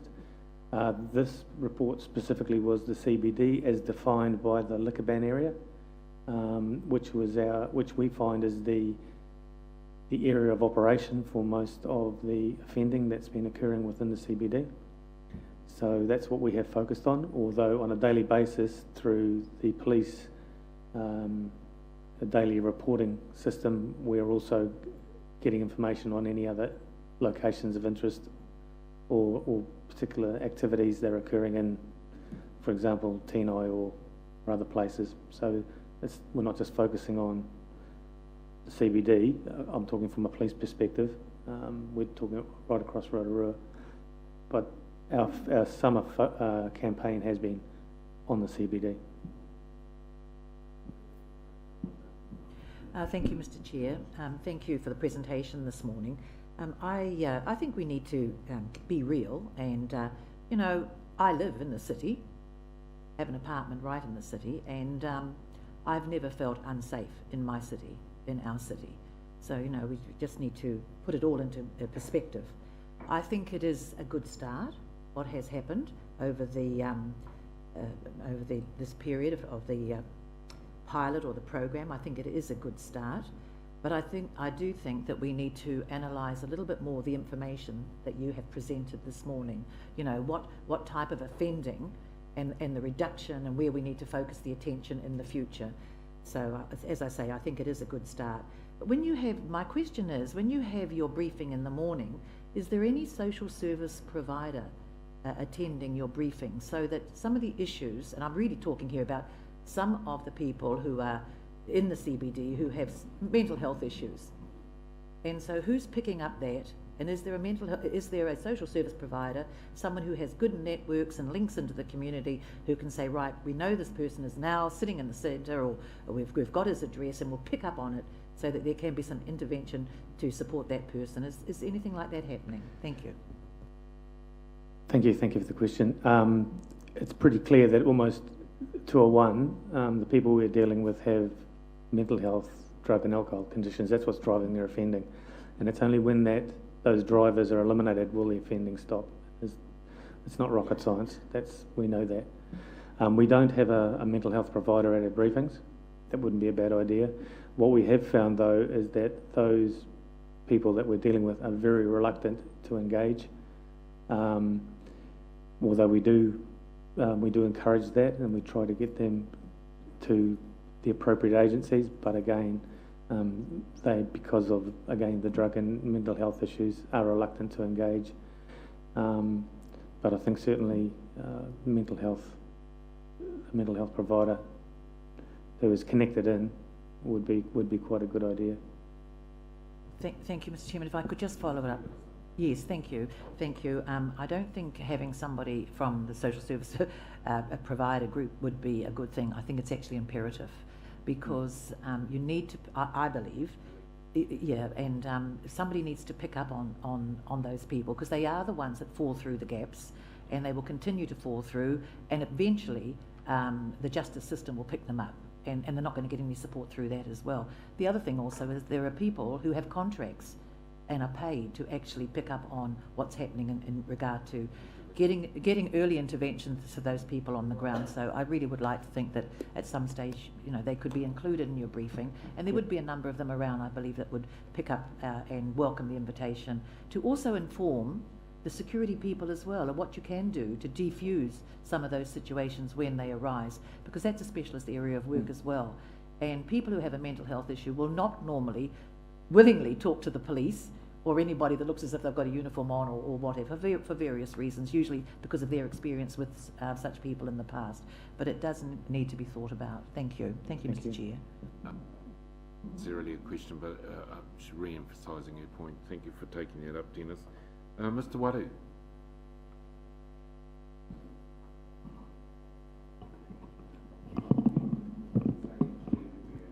Kia ora, Mr. Chair. Tēnā koe te heamana o tira tātou katoa. Ngā mihi o te tauhou Pākehā nei. Kia ora. Thank you for your presentation. He rawe. Just a couple of quick questions. Firstly, you're picking up on the unsavoury activities that you've mentioned. Is there any patterns? So, you know, are there certain times and places that these are happening? Certainly there's been a cluster of offending this year, probably Pukawatua Street, up towards the East Street in terms of locations. It's not just centred there, there are other, but there seems to be a greater cluster, Pukawatua Street sort of north. No, I was just wondering if how you're analysing all the data here. And also, have the ngā wā tēnei Māori being sort of put into the mix here at all? Just a question. Māori wardens? So the Māori wardens at the moment, they have been working with the Joplin shelter. So their focus has been on that part of Pukawatua Street. So we've all agreed that they can look after that little block, and then we will look after the rest of the inner city. So we have been working together, although they've got their little patch that they've said they'll look after themselves. Operating at the Pukawatua, I've seen them myself, and Yes. they're very effective. And the one of the areas of concern that was in the Daily Post highlight was the street loitering of people, and that's why I mentioned earlier that I've sat outside there, and I've never seen anybody loitering there because the Maori wardens are there, and they move them on or they send them upstairs to get whatever services they need, etc., etc. So I think where Councillor Kawa Tate's point was, some of these people are reaching out for help and not getting a hell of a lot of go forward. So I think her point about the social services being involved is a very active one. Mr. Wade? Kia ora, e te te amana. I mean, one last question. However, there's maybe some people that may not agree with my pātai in this chamber, but however, given that council is having such a significant, playing such a significant role in the scope of security there, is there any contribution from the police department or anything like that towards what council have actually put up? I'm just sort of brushing on what Raj was sort of mentioning in another way. Kia ora. Well, in terms of the campaign, we're working in partnership. That is a partnership, and it's working really, really well. We supply staff on a daily basis to walk the beat with the patrollers. We utilise the police station to meet. We have our intel officers there to glean information from the controllers and the patrollers and the security staff. We brief them through our own intel processes. So my view is that it's a really good partnership. It's working. We're not there yet. We still have a way to go, but it's a good start, and I think we're heading in the right direction. Kia ora. Yeah, the only reason I ask that is this: I don't necessarily see this as a primary kaupapa that the council should be involved with. Yes, we should provide a safe environment for our people in the community. However, I think we've got to sort of be clear on where we draw the line there. That's all. Kia ora. Mr. Hussaini Tule. Okay. Finally, and then we'll break. If we just recall why we started the summer campaign, it was the public perception of safety, and we were quite alarmed and had the Chief Executive report to us.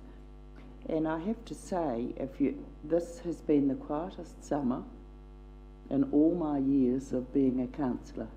And it's because of this campaign and working together. And yes, we can do better. It's a great start. That's what a partnership means. We both contribute. And there are other players that can come in too. But most of us are pretty nervous about the summertime and wait for that ghastly thing to happen that brings us into the limelight as a community. We have had an incredible summer, and I thank you for that. And now there's pockets we're aware of out in some of the rural community that Mrs. Trump is working on. So, you know, we learn about our community even greater when we share resources and share intel. But I just have to say, as a leader, usually you get phone calls on a very regular basis. That hasn't happened this summer. So that's remarkable, especially as we've, you know, the tourism and the visitor population has been high.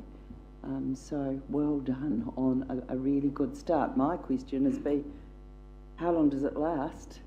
Or do we just reactivate it every time we know that we need to work collaboratively, or is it ongoing? Well done. What's your perception of that, Henry?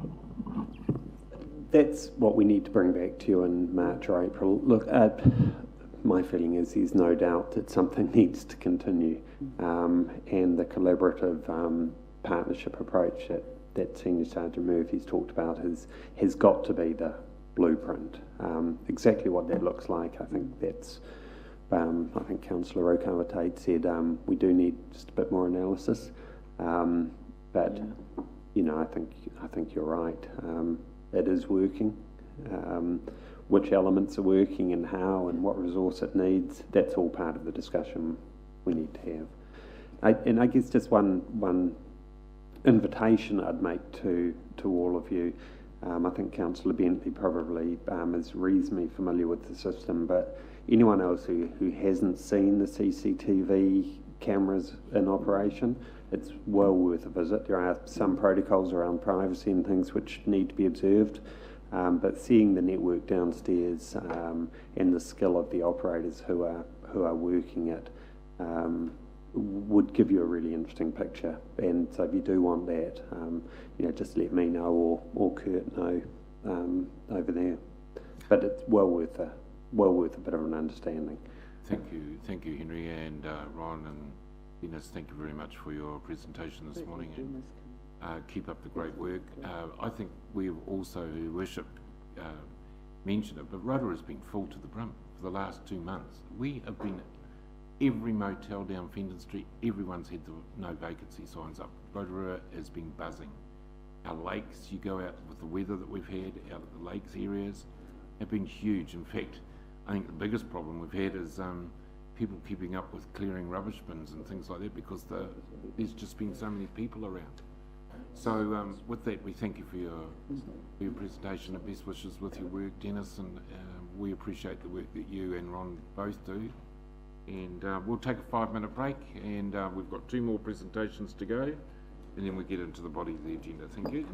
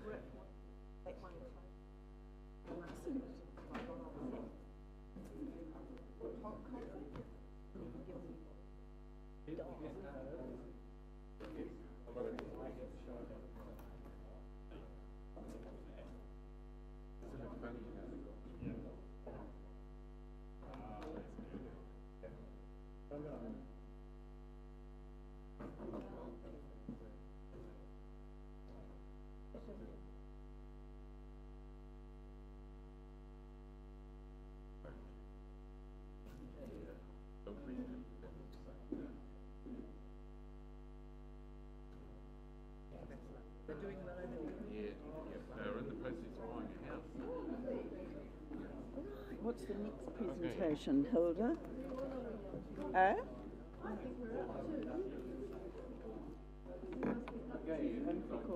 If you'd like to resume your seats, that'd be awesome.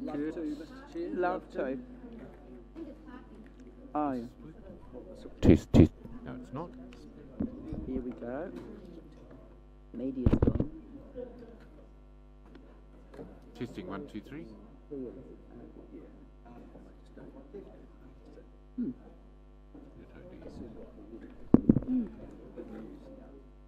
Just good news. Testing 1, 2, 3.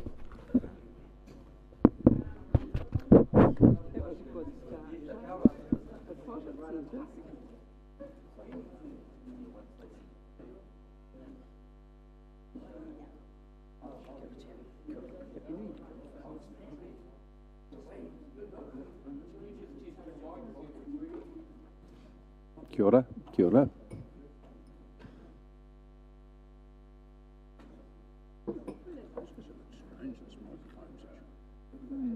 Especially as they fiddle some.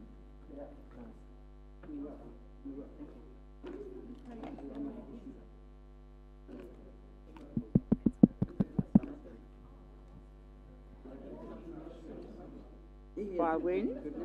Just getting those presentations out of the way. 12 o'clock.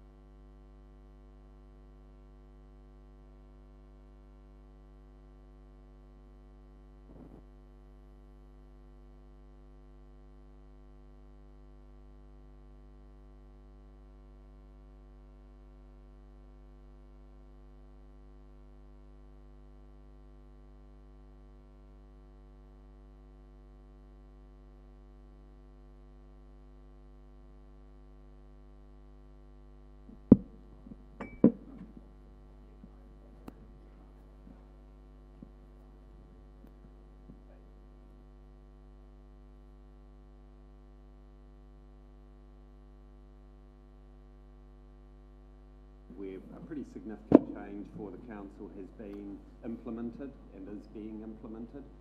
There's been some interest about the process of that implementation. So really we wanted to take you briefly back into the background behind the changes, the progress that's been made, and the future way forward. And really it's just to refresh your minds so you can address any issues of interest that are being raised with you, and to give you the opportunity to ask us anything or put anything to us. So we'll get Kurt just to take you through again the background to you, the base information, and then open it up for any discussion.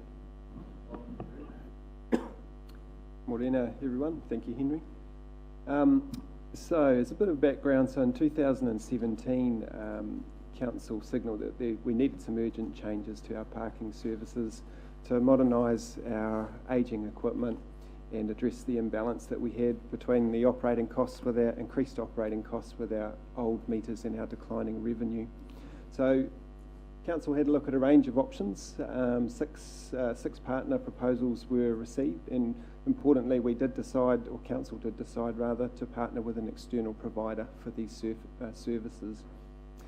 The contract was awarded to iPark, New Zealand owned, which is always great, with significant capital investment from them at the time.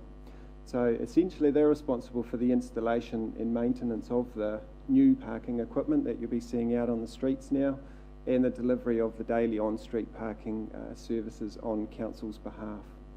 So importantly, the parking policy and the fee setting stays with council. That's something that we get asked about every now and then, so a very important point. 3 major implementation phases involved with that. Just in short, to do with the training of new enforcement staff for more consistent and effective enforcement, the rollout of the meters, and then going into the later phases of our scan car, which some of you may remember us talking about from last time, and full enforcement with our new GTECHNA enforcement system.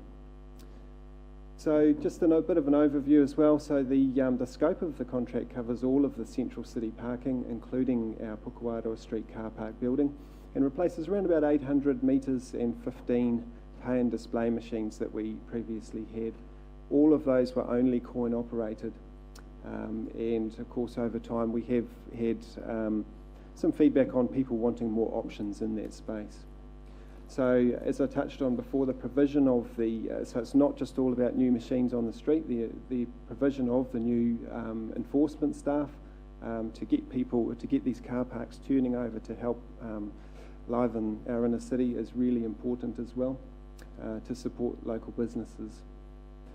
The major, I guess, difference is that we're moving from a pay-by-space system to a pay-by-plate system. So you're basically purchasing an electronic right to park in an area as opposed to putting coins in a meter to purchase an actual space. And that you do not need to return to your vehicle with a ticket anymore. So very different to the pay and displays that we used to have in town. I think overall parking systems worldwide have definitely seen a move away from coin-only payments, as I touched on earlier. We knew that still retaining that facility for our public is a very important thing, so it was agreed at the time to retain that function, I guess, through half of the machines. And that lets those that still prefer that option still be able to take that up. The parking tariff itself remains at $1 an hour, and those that do choose to use the debit or credit card, there is a 50-cent transaction fee with that.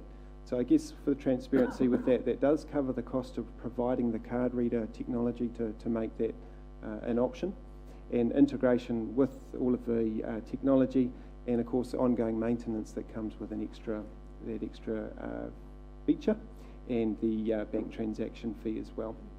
So when the rollout's complete, as far as more options for more people, they will actually also have the option of paying for their parking using a smartphone app right at near the very end of the rollout. So some pretty great features there. So just a bit of a reminder, last time we also talked about the people that you see on the street, which I know you've yeah. So there's Eddie, one of our Safe City Guardians, shifted into the new uniform to make them distinguishable from our parking enforcement officers, because the Safe City Guardians no longer do any parking enforcement duties. And the new iPark staff, they're looking very smart in their new uniforms. So phases 2 and 3. So no doubt everybody's had a bit of a look at the machines on the street. They certainly have cleared up the streetscape a fair bit as far as the visual side of things go. Probably not too much else to say on that actually. And you will have seen new signs going into to make these areas actually enforceable too, with the change of the system, and letting people know that it is a pay-by-plate area.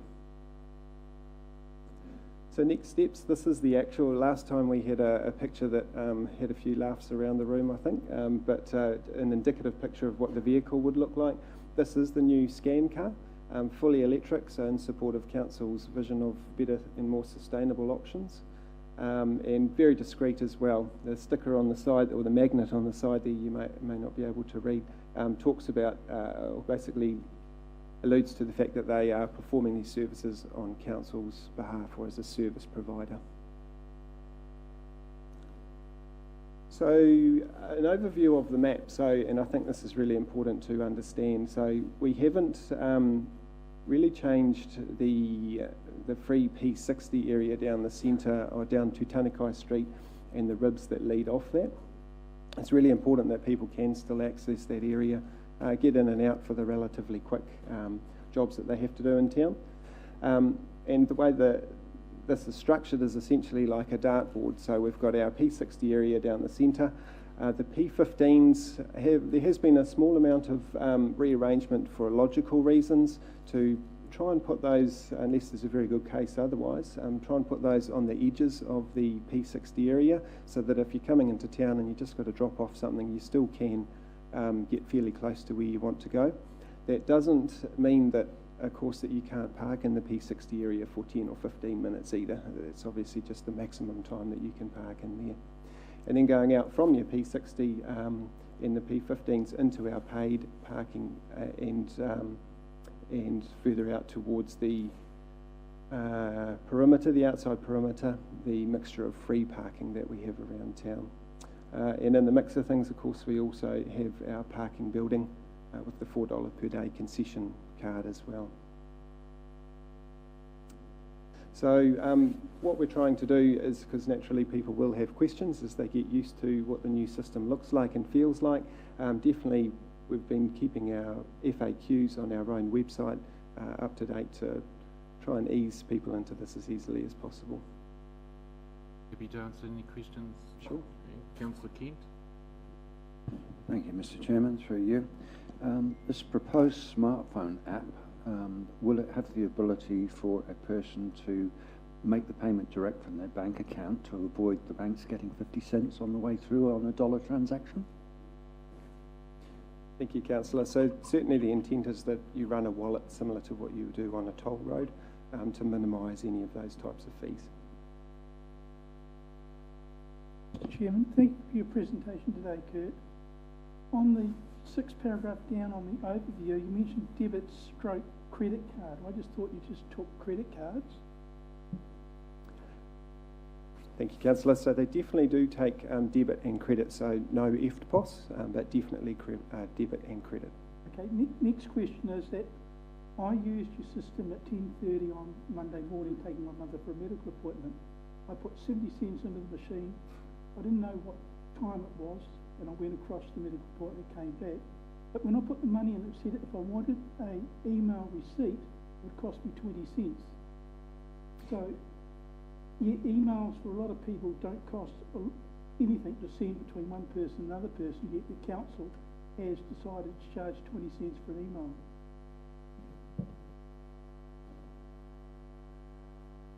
Thank you for that. Through you, Mr. Chair. So this is a technology cost for service. We actually have to have that technology on each machine to do that work. So like if you're sitting at your home computer, you're already connected to the internet, but there is a cost to us to have this in the 70 odd machines that are deployed across the town. This is a business operation and this is the cost to our provider for providing that service.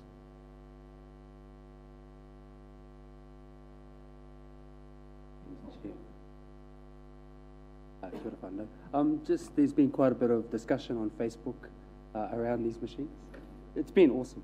And there's like a combination of those who appreciate the change and those who still need some training, I guess. And I thought that they were being a bit ridiculous because it's just a machine. But then, so I went to the Hinemore Street machine, which was easy, put the money in or use the card. But then I went to the Lady Jane machine, which only had one slot. And what I'd noticed is before I put my card in, people had jammed coins in there because there's nothing that says card only or coins and cards right above those slots. So I thought it was just me, but I was saying sometimes the technology is smart, but the people are not.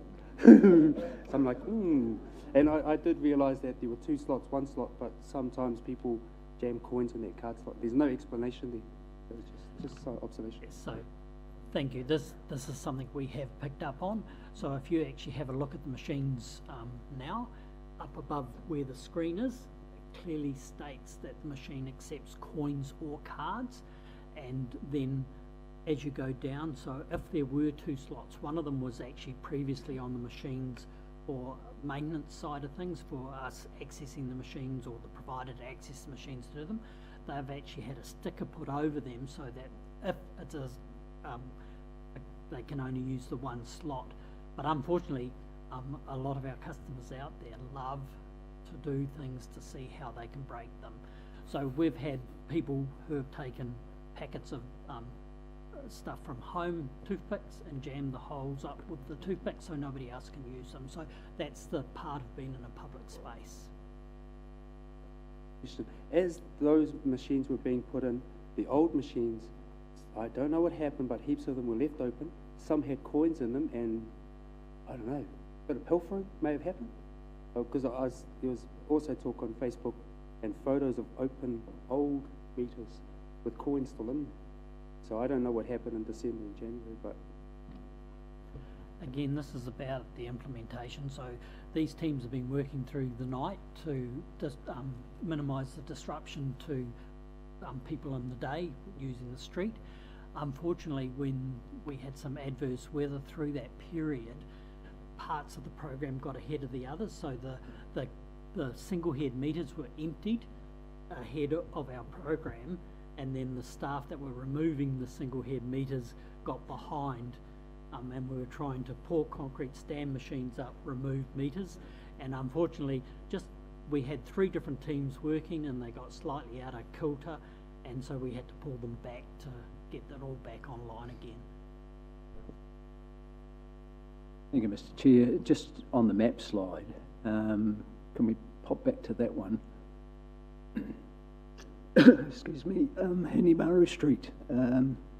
Should that be blue as well? My understanding, a fair section of Henimaru has been converted to the machines as well.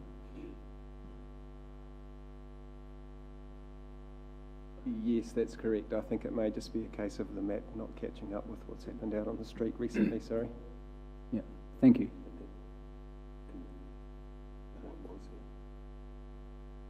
Mr. Chair, just with regard to this picture that we've got up in front of us at the moment, I see outside a shop that I unfortunately have to frequent quite often on Fenton Street.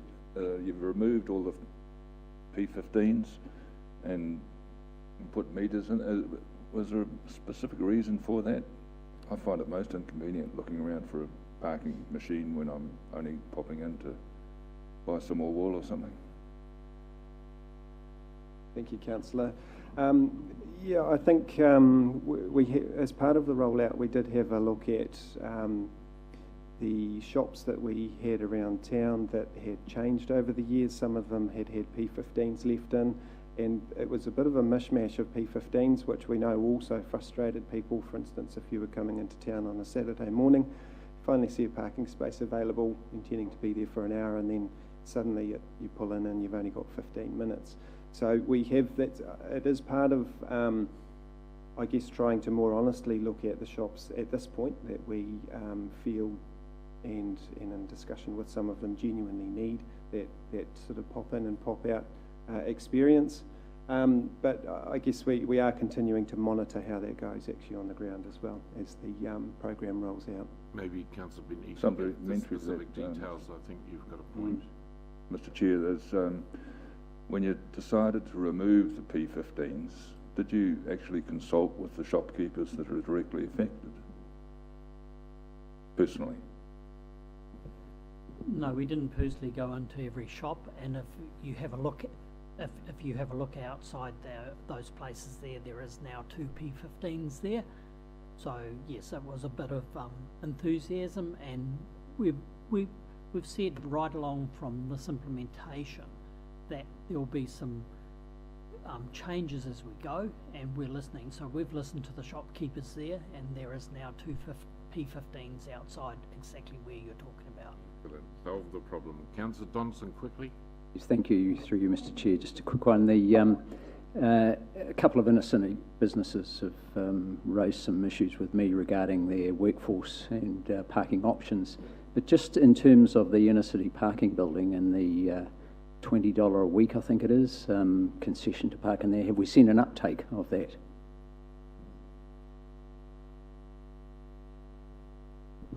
Yes, so through again, Mr. Chair, we have seen an increase in the uptake in the car park building, and it is good to use. We'll be putting new technology in there to make it even easier for that, because again, the infrastructure we have in place is actually aged and is failing, and we have a lot of frustration for the people going in there and not being able to get out. And unlike other car park buildings, our ramp only allows for one vehicle to get out, and if they do something wrong or the machine goes down, they all back up behind them. So we're looking at improving that considerably with the new technology. Councillor Maxwell, then Her Worship the Mayor, and then we'll move on. Thank you. Yeah, change kind of always makes it a bit difficult even for us. But so just explain for me, it says fee for maximum 60 minutes, but where I read something that you can keep your car there for a while and it'll just continue on past the 60 minutes, and do you just pay for the length of time? Where did I get that? So if you want to be there for 3 hours, that's Yeah. what he's saying. Do You're hitting the free 60-minute park area there, which is the orange, which was the council agreement from some time ago for the free 60 minutes, not fee. So you can't stay there longer than 60 minutes. You have to come out of the orange, yeah. Oh, The whole point of that area was to create the turnover, give people the ability to come in, spend time, but get turnover. And then, as Kurt said, kind of like that onion, you move out into generally you pay for parking for a maximum of 3 hours generally in the next immediate areas of the onion, to the next layer where you can pay for all-day parking, to the next layer where you can get free all-day parking. So you can sort of see the logic as it goes out, and it's, as Nevin says, it's not flawless yet, but we were dealing with a system that was far from flawless, that we're progressively going to improve and hear the feedback and keep improving. I'm pleased that you retain the both systems of coins and the use of the cards, but somebody mentioned it earlier, that added 50 cents is going to be a bit of a deterrent. Yeah, look, and sometimes I think we need to push back a little bit on that. Look, people still have the option of using a card or coins. Every second machine is a coin machine. The transaction fee is standard across the country, and as Nevin says, it does go for quite specific recovery of additional costs for giving the option. But also the sort of mantra we get that, oh, shit, you pay $1 and you pay 50 cents. Well, actually, no one's really going to be paying $1 for parking anyway. You've got free parking for 60 minutes. You're not, and people have complained about not being able to put 20 cents in, which would have bought them 10 minutes, but I'm not sure why you're buying 10 minutes parking anyway. You can park free for the time. Yeah, so, there's a bit of myth and reality about this, that, paying $1, paying 50 cents on the surface seems, oh yeah, that's outrageous, but actually if you break it down, it's not really. I think the other thing, Henry, we need a PR job is, I wasn't aware that the 60 minutes was still free in the CBD. I mean, that's amazing that that's still in place. And I think there's general confusion out there in terms of that, because I think that's a big attraction to come into the CBD. That's right. But if they go beyond the 60 minutes, are the penalties quite high? No. So the penalties are set by government and they're standard across New Zealand. So the first infringement fee is $12 if you overstay up to 30 minutes. Then it goes to $15 and therefore up to the maximum of $54 if you stayed over 8 hours. So I think, the story hasn't changed, and I think we have in our communications and our pamphlet that we gave to all the shop owners in the inner city and twice, and we put under the windows of the cars, it clearly showed that the P60 stays. I think just another thing to talk about, our stats are showing that over 60% of all transactions going through the machines are by card. So I think, and we expect to see that change even further up when we put the parking app into place. Councillor Kumar, then Her Worship. Question? Thank you, Chairperson. Thank you, Kurt, Neville, and Henry. I think these new machines are here to stay, and it's just going to be some teething problems. People will then get used to it. Most of the tourists that come over here from Auckland, overseas, are familiar with these systems because they are in their cities. The Sydneys, the Londons, they all know how to use it. My kids, when I go with them to Auckland, they said, "Hey Dad, relax." On their phone, of course using my credit card. They've got the parking sorted. I think the jump in some places where there used to be free parking or low-cost parking from $2 to $8 or stuff like that, don't please exactly quote me on the price, has startled people, but people need to adjust and react to what's changing. And of course, then there are the satellite areas that will always provide the free parking. So I hope that this thing works, people give it a chance, rather than keep banging away at it. Technology is wonderful, and when people want to use it for their benefit, they're happy with it. When it doesn't suit them, they'll bang everybody else's head about it. So good luck to this new system coming. And initially I may not have supported it, but it's here. And I just hope that the city gets behind it and let this opportunity grow. For your speech, I was just holding my breath for the question, Councillor Kima. I think that your problem The is question is... The problem you've got is, for God's sake, don't ask for a receipt. Your Worship, finally. Look, just a couple of issues with teething, and we did all get it. So we all got hit with the reality of the change. And for some who are challenged by the technology, they didn't even know where to press the start button on the screen. So even a go would have been quite helpful because they were floundering, and I saw and had to help many people. The other is that we might need more bike stands, because it's quite hard to wrap around the yellow thing to put your bike block on. So we need to look at that. And then I think we're also going to be looking for another parking building. And I think in the inner city, that's something that we do need to look at.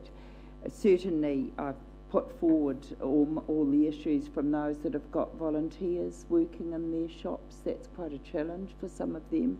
They tend to be retired people on a fixed income, doing a good community service, and they do find the parking costly. So, and they can't do the 60-minute because they do a 3-hour shift.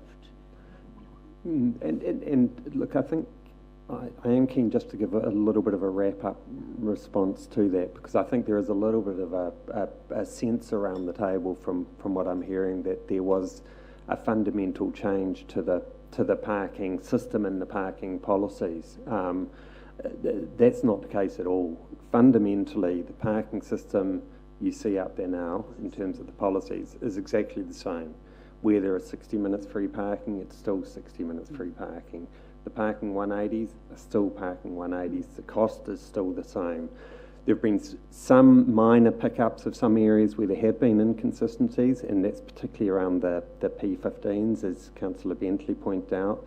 And there have been a relatively limited number of parks, and they're particularly the ones in the middle of the road, which didn't have meters because there was no room for meters, but there was no logic for them to be free parks. They're now not free parks. But apart from that, the policy and the regime is exactly the same. And so this is about the system to implement it and enforce it. So there are no increased costs. I've seen businesses saying, well, our staff can't park all day outside our shop anymore. They never could. Nothing's changed. And, you know, I think we've just got to be a little bit cautious at times that we don't let myth take over reality. And we've got to make sure we're talking about that openly, and where people are confused, correcting it. But fundamentally, this hasn't changed. We've introduced more options for people onto what is an existing policy framework. Well, Henry, Kurt and Nevin, thank you so much for your presentation and certainly upskilling us in terms of understanding it. And keep up the great work. as someone said, or a couple of my colleagues said, technology is a wonderful thing until it bites you on the bum. So thank you very much. Right. We're on track to finish at 2 o'clock, people, with your indulgence. So we'll now call on Stavros Michael, our General Manager Infrastructure, on wastewater out of the forest update. This is absolutely, this is really important in terms of where we're heading. I know a lot of work's going on behind the scenes in consultation with iwi, Te Arawa Lakes Trust, etc., etc. So Stavros, we're in your hands, and look forward to your presentation. Thank you, Mr. Chair. Kia ora tātou katoa.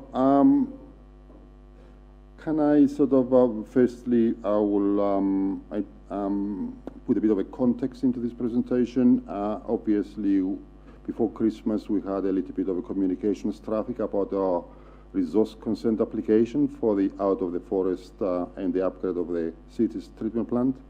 As you're aware, we are progressing the Rotorua wastewater scheme.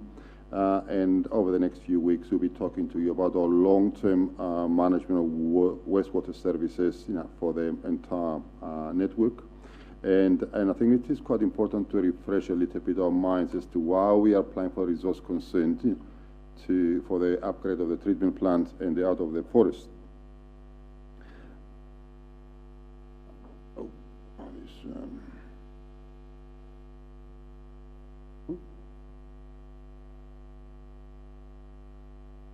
I don't change it. Okay.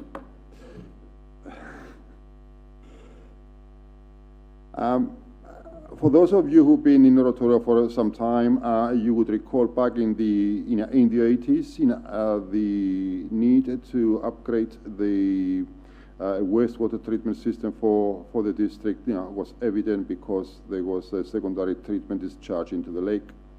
Community consultation and community input at that point in time necessitated an upgrade to the system, which resulted in the 1991 to discharge into the forest. As far as I understand, reading through the file records, it indicated that there was significant community involvement that stipulated very highly that discharging secondary treatment effluent into the lake was unacceptable on a number of reasons, environmental and cultural. Also, the discussion highlighted that the preference was a discharge onto a land-based system. But the search at that point in time highlighted that although people did not want that effluent to go into the lake, very few people were prepared to offer their land for discharge of the treated effluent. The forest at that point in time was under the ownership and stewardship of the government, and obviously was offered to the city.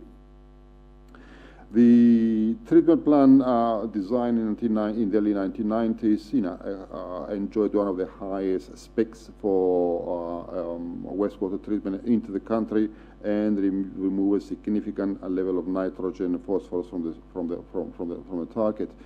Again, most of you would recall that we have a partnership with the Crown, the Bay of Plenty Regional Council, Te Arawa Lakes Trust, and the iwi community to make sure that the water quality in our lakes is maintained at a level that its trophic index sustains life and does not produce undesirable effects.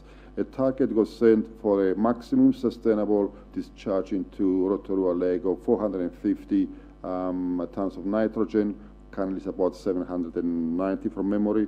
And obviously the plant performed a significant function since then. And remember, it's almost 30 years ago that this, upgrade took place, and the plant, as it is, contributes significantly to the reduction of nitrogen down to 30 tons. The Environment Court in 2013, following the transition of the forest into the hands of iwi and through its nominated management company, CNI, have instructed the council to investigate alternatives for discharge into the forest.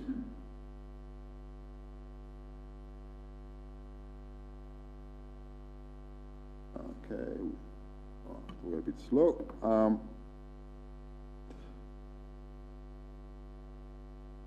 Following that instruction from the Environment Court, the Council and CNI have agreed to establish a way forward and identify a path through which the wastewater will cease to be discharged into the forest, and therefore a community steering group was established, which set the objectives as outlined in the PowerPoint there, which is to treat the wastewater to a standard which is life-sustaining and restores the Maori of water, and protects the public health and the environment, and meets national and cultural requirements and satisfies regulatory requirements.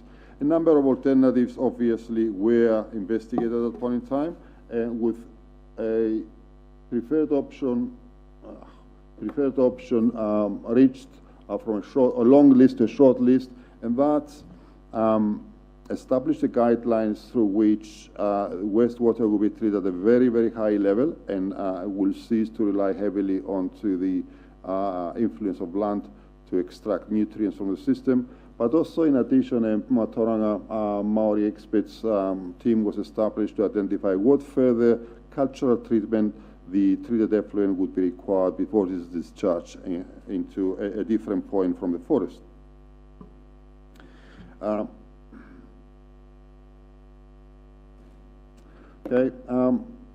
question arises as to why the council cannot continue to irrigate into the forest.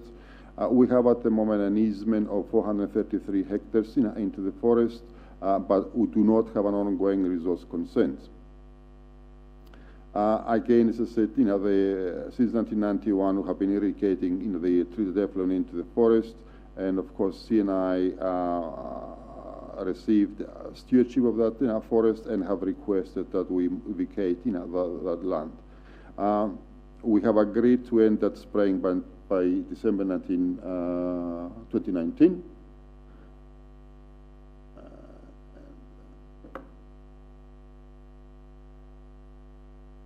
The question is that why the discharge into the forest is no longer viable, and I think the next slides will provide some background to that.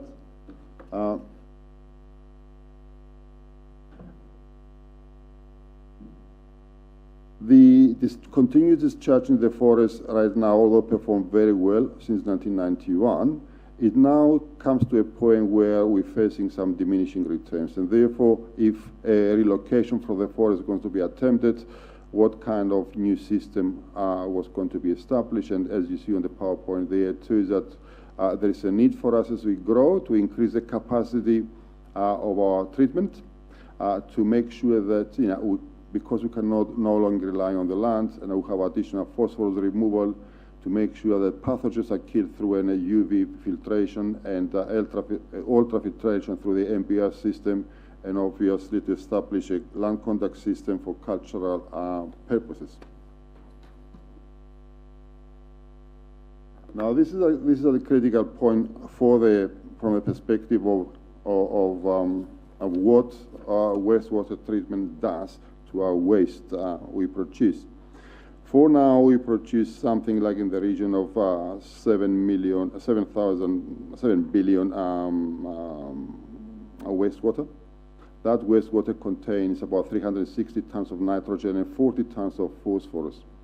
Our target allocation based on the 1984 agreement under the deed agreement for the lake's water quality stipulates that our wastewater should not contribute more than 30 tons of nitrogen and 3 tons of phosphorus.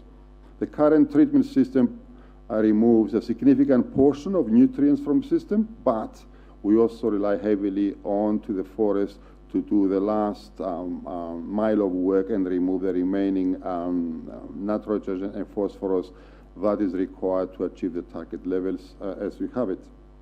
I think the forest efficiency as it is at the moment is decreasing. And it's quite important also to highlight here, Mr. Chair, that before Christmas, quite a lot of communication has been taken both in public and through individual forums, which ask the question, why don't we stay in the forest? The answer to that is that we do not have a resource consent to stay in the forest, and the owners would not want us to stay in the forest. So the RMA requires us that we have a consent to do something on land that someone else owns. At a technical level, the question has been asked many times, why don't we stay in the forest and apply some different systems for irrigation, such as rapid infiltration system, deep trenching, and so on. The reality is that geomorphology of any different ground has peculiarities. The discharges into the forest, many people perceive it as a uniform discharge of some 7 million liters of 7 billion liters of treated effluent that smoothly filtrates through the ground and finds its way into the receiving environment. In actual effect, that is not what's happening increasingly. With the increased demand on our wastewater capacity, the discharge effluent finds its way through fissures into the ground and increasingly has less and less chance of removing nutrients. As we grow, and you see in the next slide, the projection is that over the next 30 years, our growth in our population will generate almost 25 million liters of wastewater a day, which, when you compare it to today, is about 25% increased wastewater reaching a treatment plant. Now, if we are not going to if we were to stay into the forest itself would not have the capacity to continue to achieve the nutrient reduction as required to meet the Crown Deed Agreement. On top of that, obviously we've got an owner's objection to stay into the forest, and therefore we do need a new wastewater system that will do all the job in removing nutrients at the point of discharge, i.e. at the receiving end of the treatment plant. And the treatment plant we're applying a resource consent for at the moment will remove 92% of the nitrogen, 94% of the phosphorus, and almost all the pathogens and E. coli that arrive with a wastewater. Concurrent with that, the reason why our wastewater will grow almost by 25% is that as we build new houses and new properties, vacant land, which is currently discharging nutrients at a certain rate, is converted into population habitation, buildings. And those buildings do produce wastewater that will go into our wastewater treatment plant, and they will increase the need for a capacity enhancement of the treatment plant and also the nutrient removal processes there too. The net effect into the lake, i.e. the 450 tons of nitrogen, would not be affected. We're simply transitioning vacant land nutrient allowance into the wastewater, treated wastewater proportions. So we do need to have a new facility that recognizes the fact that we have no longer access to the forest as a land treatment system, and also to recognize that we do have an obligation to adhere to our overall discharges into the lake. And we're progressing our resource consent to allow us to execute that, that enhancement of our treatment capacity. So where we are with the resource consent, the resource consent documentation has been submitted today to the local regulatory authorities. It is anticipated that it will go to the Environment Court round about in mid to late March. From there on, the Environment Court's procedures will require time frames for any submitters, the applicant's detailed assessment of effects. Then the submitters will be able to address the court if you have any objections to that. With finally, we as applicants addressing Environment Court around September. We have about 20 specialist experts to help us in that application, and the Environment Court obviously will take into consideration and make a due decision hopefully before the end of the calendar year. Once we have completed that process and we know the outcome of the resource consent condition, and obviously we proceed via a mechanism of giving effect to the upgrade of the plant and construct the plant and eventually exit the forest. Some people also asked, what does it do to our stated target of vacating or exiting the forest by December 2019? Obviously, with the extra time required to consult Mātauranga Māori about the cultural treatment of treated effluents and the resource consent time delays and so on, we have entered into a discussion with CNI, and we do have an agreement that allows us to stay longer in the forest beyond December 2019 until we secure a consented and viable alternative treatment process. We expect that that has been secured on the basis of the excellent relationship we have with CNI and NEU on that basis. They've been very reasonable to that effect and recognize the technical difficulties in terms of times we have, and we expect that to continue. So happy to take any question onto that and any other questions with regards to the infrastructure group if you wish. Thank you, Stavros, for that update, because there has been considerable,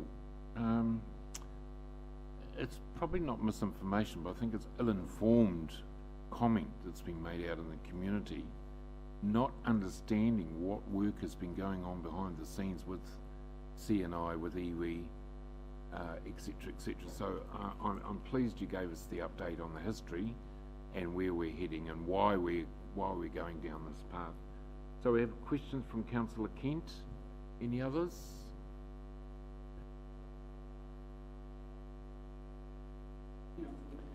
Thank you, Mr. Chairman. Thank you, Stavros.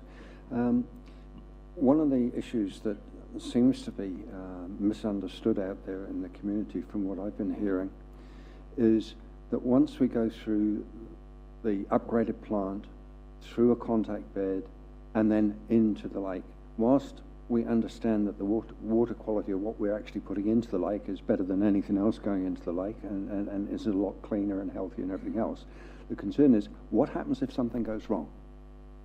What is the capacity, for example, in a massive weather event to prevent storm surge flooding from overcoming the new capacity of the plant and resulting in it ending up in the lake untreated? Perhaps you could answer that, and that may put a few people's minds at rest. Again, as I said, forecasting what will happen over the next 25, 30 years, we have taken into consideration the climate change effects and obviously the experience we had in recent years with regards to storm surges. The capacity of the new treatment plants will allow us to almost double our current capacity, and that requires a pre-treatment storage capacity and a gradual feeding into what we call flow balancing process into the treatment plant that will allow us to treat up to 72,000 cubic meters of effluent each day. Compared to what we have at the moment, which is about 42,000 cubic meters, that's a significant increase. The design of the treatment plant necessitates the contractor and the designers and people who build the plant to take measures to ensure that the maximum foreseeable flows into the treatment plant, and based on our maximum estimates for that, we'll be able to accommodate in the plant without discharge and not being discharged untreated. So we're building the capacity to allow for that, in addition to obviously the dry weather flow, which results from increased habitable buildings. So the capacity, the design of the plant allows for that to take place. Councillor King. Thank you. Thank you. Councillor Gould. Thank you, Mr. Chairman. Thank you, Stavros, for your report this afternoon. Question for you: with the Environment Court decision of 2013, which said we had to be out of the forest by 1st of December 2019, is that going to be achievable, or do we have to extend that, or are we going through the court process to extend that? As I said, I tell you what, we all had difficulty hearing you. You weren't talking into your mic. Did you hear the question? Okay. Mr. Chair, I thought he had answered it earlier, but we'll go for it again. Quite right. Actually, our resource consent for the forest does not expire until June, July 2021. It is a heads of agreement with CNI that's stipulated a time frame, December 2019, to be out of the forest. However, our partners have been realistic and reasonable, and they know that the process will take longer, and do have agreement in place to accommodate that without having to resort back to the court.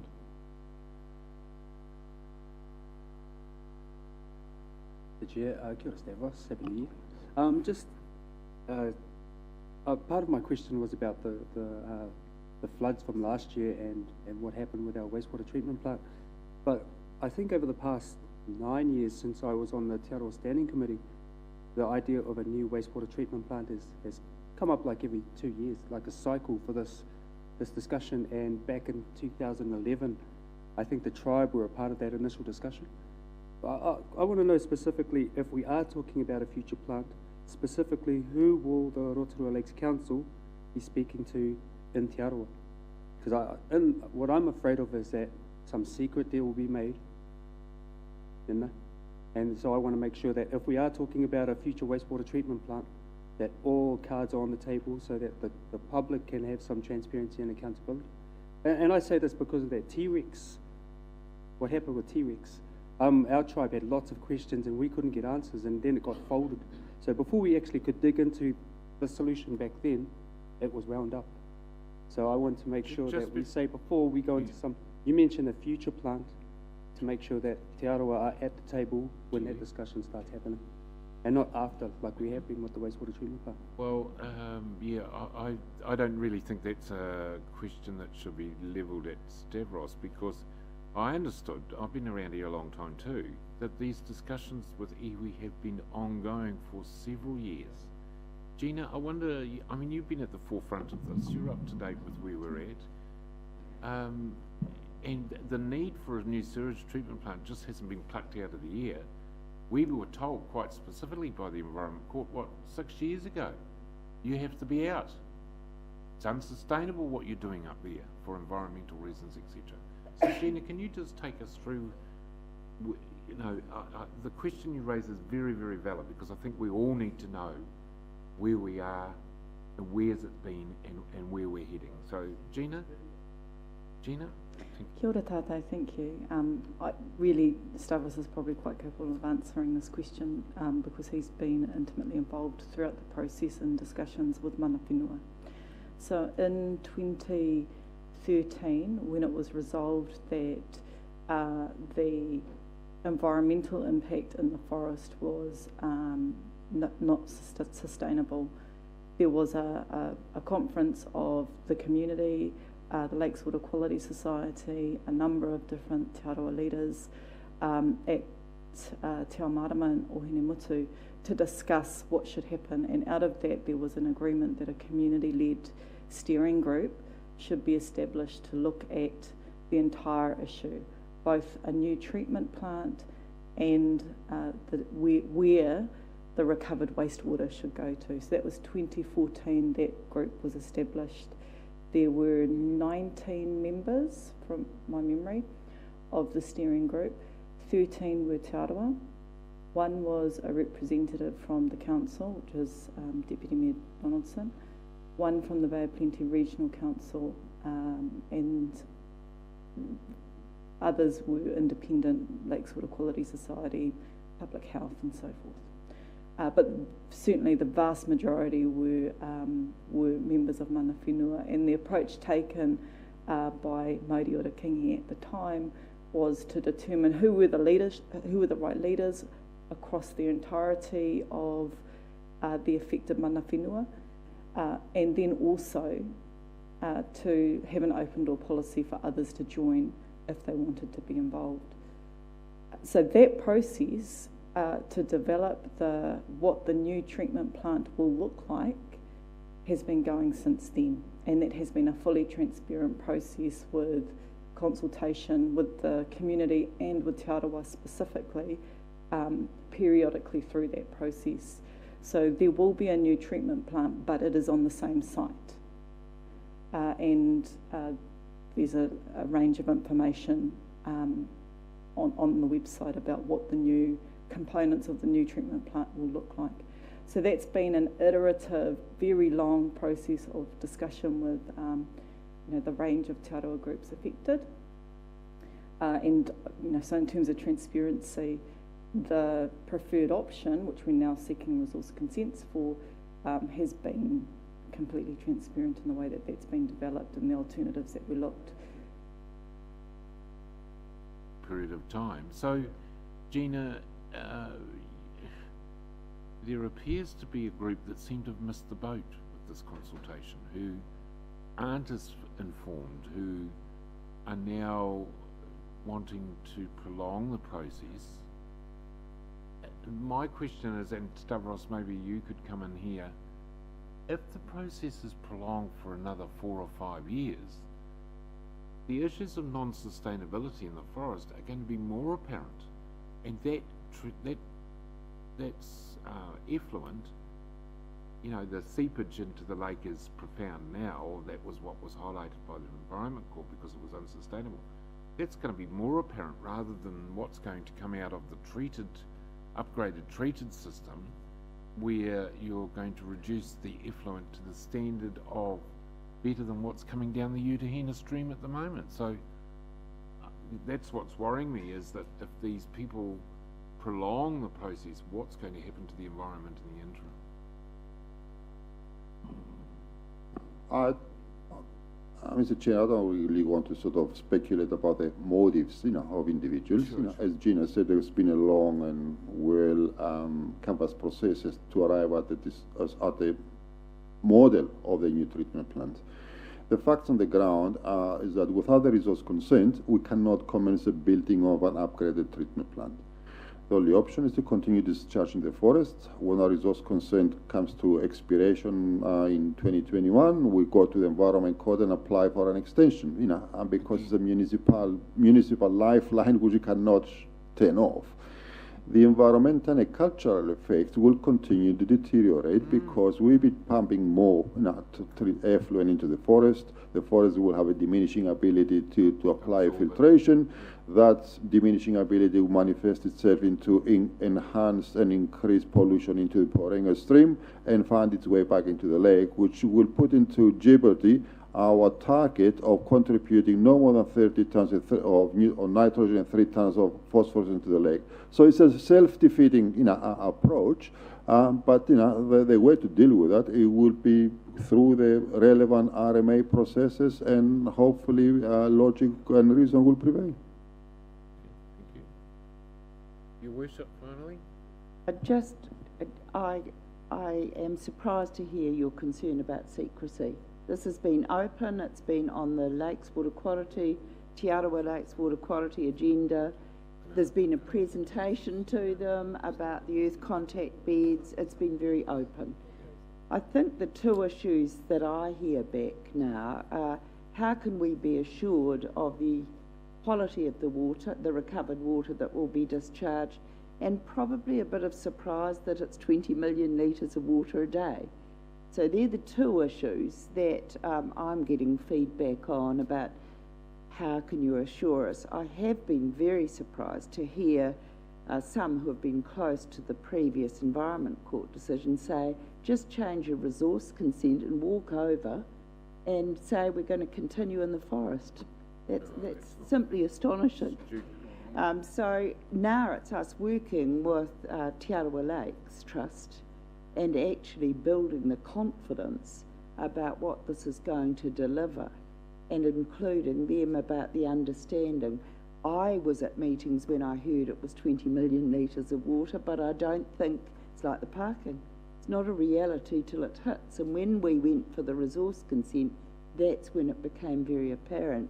So how can you assure us about the quality of the recovered water being discharged? And is there a plan B?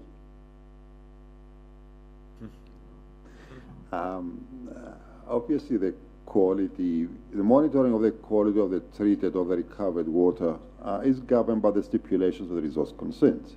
The resource consent, includes volunteered conditions, which say there will be daily monitoring of the nitrogen and pathogens and E. coli into the system. There will be monitoring of what we call emerging organic contaminants. There will be a process through which they'll be reevaluated and new technology applied as required to that. So all these kind of monitoring regimes are part and parcel of a granted resource consent, and the regulatory authority will demand to see the results of that monitoring. Obviously, we'll share that with our partners because they are our partners. That's right. If I just add to that as well, in terms of the volume of water, that's because as a society, as a community, we use water to get rid of our waste in our homes. So we flush toilets. That creates a huge amount of water. 20 million litres per day is already what we're producing. That's right. So this is, that amount of water is already going into the environment. That's how much we're spreading on the land in the forest. And it's coming down the pueringa through that process as we speak. In terms of a plan B, the plan B is, as Stavros said, not anywhere near of the same water quality standard because it's relying on an emergency consent to stay in the forest. But these are really difficult questions. And it has taken so long to get to this point with the community because there are no simple answers. And we're really mindful of that and are trying to continue to work with both mana whenua groups, environmental groups, our various partners to try and navigate a way through it. But there are no simple answers on this one. And, this is not council-based. No. This is our community's waste. And we as a community have to find the answers to it because council can't just simply turn off the tap. It's our problem. Thank you. Thank you very much, Stavros and Gina, for your report. Very enlightening. What we'll do now is we'll go to page 13 in terms of Thomas's overview on the financial performance statement.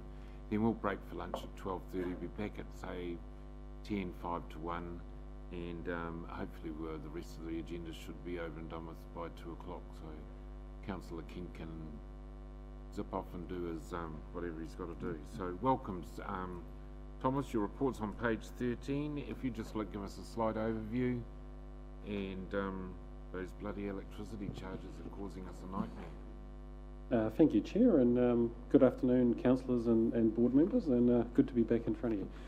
Just a quick overview then of the 6-month financial performance of council. So obviously you've all read the report. So the performance for the 6 months sees us having some strong revenues, in particular in our rating revenue, with fees and charges being slightly down due to the implementation and timing of the new parking services.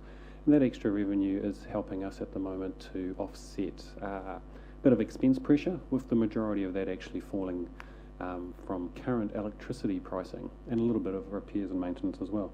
But overall, the two are combining for us to be overall on budget, if not actually just slightly better than budget.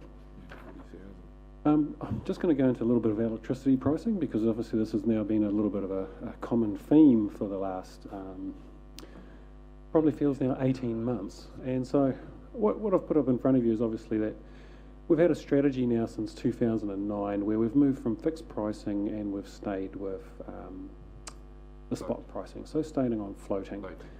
And over that time, we've kept track of if we were to fix and we've stayed on the variable, what have the savings been to council?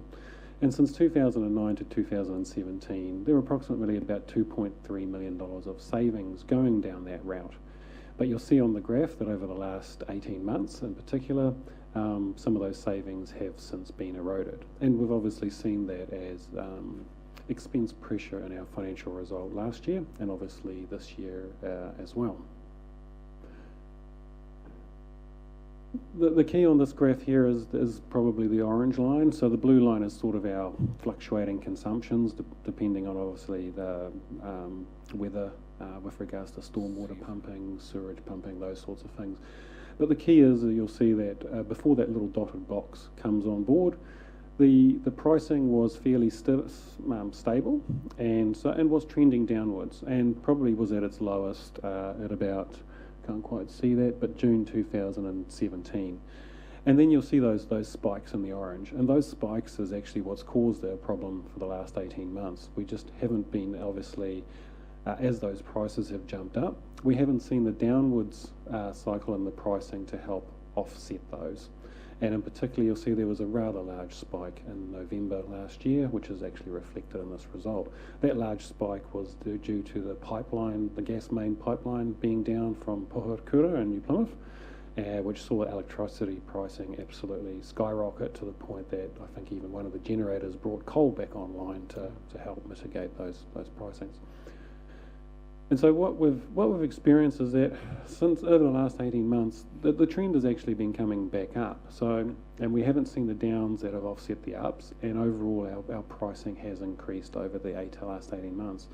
There have been some abnormal factors influencing that pricing to the point that even some of the larger retailers are asking some question of central government with regards to certain quirkiness that they're seeing as well. And so for us, while in the past where there have been high pricing, we've also seen reduced pricing that have been offsetting. So as an example, we budget for about 7.7 cents a kilowatt, but we've recently been experiencing on average about 10 to 12 cents a kilowatt. But even in the last week, we've seen pricing of 35 cents a kilowatt, obviously significantly higher, but also down to 5.4 cents. But we're seeing it actually staying higher on average than actually lower. And so we've kind of come to a view that we're a little unsure as to what's happening with that market. It's obviously a very complicated market whereby maintenance on gas fields, power plants have a significant impact on pricing. It's obviously not stuck to the norm of what we've experienced since 2009. And so we are looking to change our strategy going forward, and we're working on a strategy whereby we will be looking to fix for upwards of a 2-year period at a price that obviously is favourable to council, and we'll be looking to pay a slight premium on top of what we'd probably previously paid in the past and get stability while we try and understand, and the sector tries to understand with what's happening with that spot price in the market at the moment. It's very likely that we will look to implement that in May, June this year. We do unfortunately have to wait for pricing to stabilise back down, at which point forward contracts become more favourable for us. At the moment, if we were to fixed into a 2-year price at the moment, it would be extremely punitive, more than what we'd currently pay now. So it is just a little bit of a period while we wait for that price to stabilise and then initiate a fixed price strategy for up to 2 years. Moving on to the other items in the financials. So from a capital expenditure point of view, 24 million spent against a budget of 77 million. So obviously there are some big ticket items with regards to the capital expenditure this year. Rotorua, for example, is about, that sewage scheme is about 20 million of that 77. At the moment, we are forecast to end the year 10 million under budget due to the timing on a number of projects that are likely carried forward into next year. And as a result, we also therefore expect the debt requirement to be less as well, commensurate to the reduction in capital spend. So I'll leave it there. Any questions? Just explain to me, I had a number of people ring me about this electricity thing. I mean, the electricity companies used to use the excuse that because the hydro lake levels were low, that the price has to go up, so they didn't have capacity. Now that I understand the lake levels are at the highest they've ever been, at record levels. In fact, they are discharging water because they can't hold it. Now they're using the excuse of shutting down major infrastructure and having to maintain it. Well, surely they had to maintain it when the lake levels were low too. So who's ripping us off? And I mean, I think it's getting to the stage where we as a local government sector need to engage the Minister of Energy and or the Prime Minister and the government and sort this. This is an absolute rort. And it's not only happening to us as a sector in the local government, it's happening to us in our homes. And it's just getting to the stage where people are having to turn things off. So am I reading it wrong, or have I got it right, Thomas?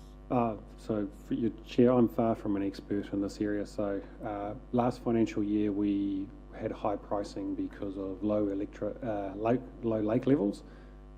This year around, we looked at the NIWA forecast and the lake levels, and they were expecting higher than average rain in the South Island, and they actually got that. And so lake levels, as of last week, understanding, were 94% of average. So they're not at their maximum, but they're at a healthy level. It's just unfortunate that one of the main gas field providing gas to New Zealand, the pipeline was down due to a leak in the pipe that took a month to fix, and now it's scheduling other maintenance in other areas. I think the questions that you ask are some of the questions that the large retailers are also starting to ask, and I'd say that they're best placed to ask those questions of the sector, and we'll leave it at that.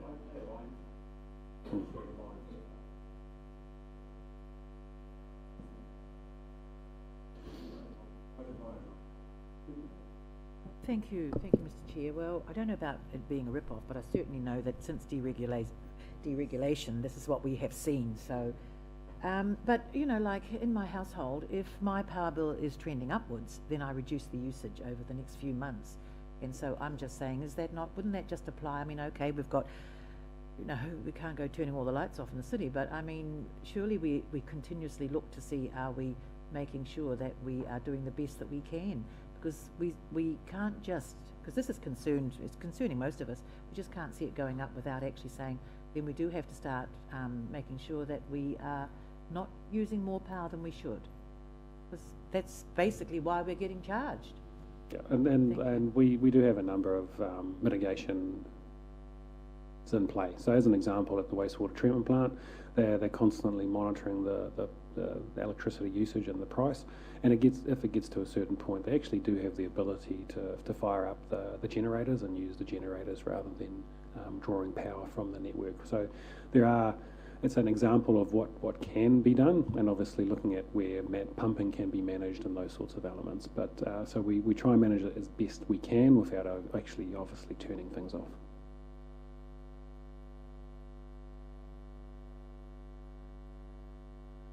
Good, Mr. Chair. Kia ora, Thomas. Happy New Year.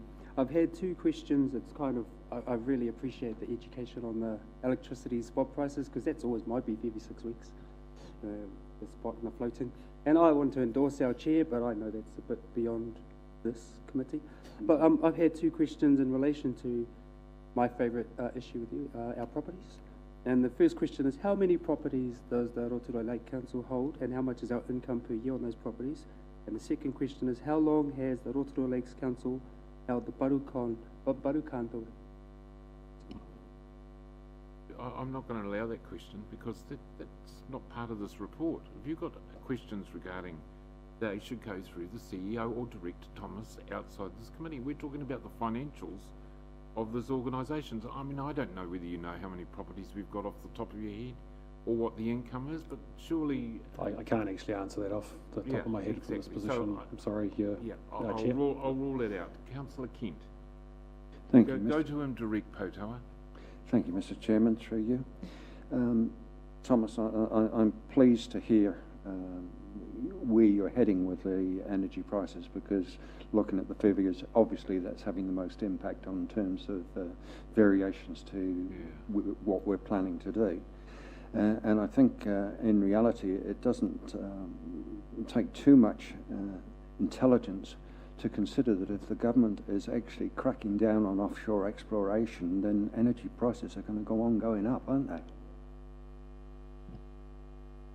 You can't comment on that either. It's not the Minister of Energy. Councillor Gould. Mr. Chairman, thank you, Thomas, for your report. I'm quoting from page 13 of your report.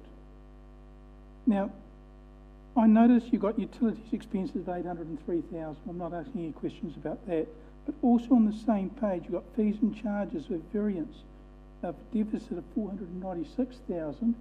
Does that mean this is going to blow out in 6 months' time? Because your report is for 6 months, or is there something which the council's doing wrong for not collecting enough fees and charges?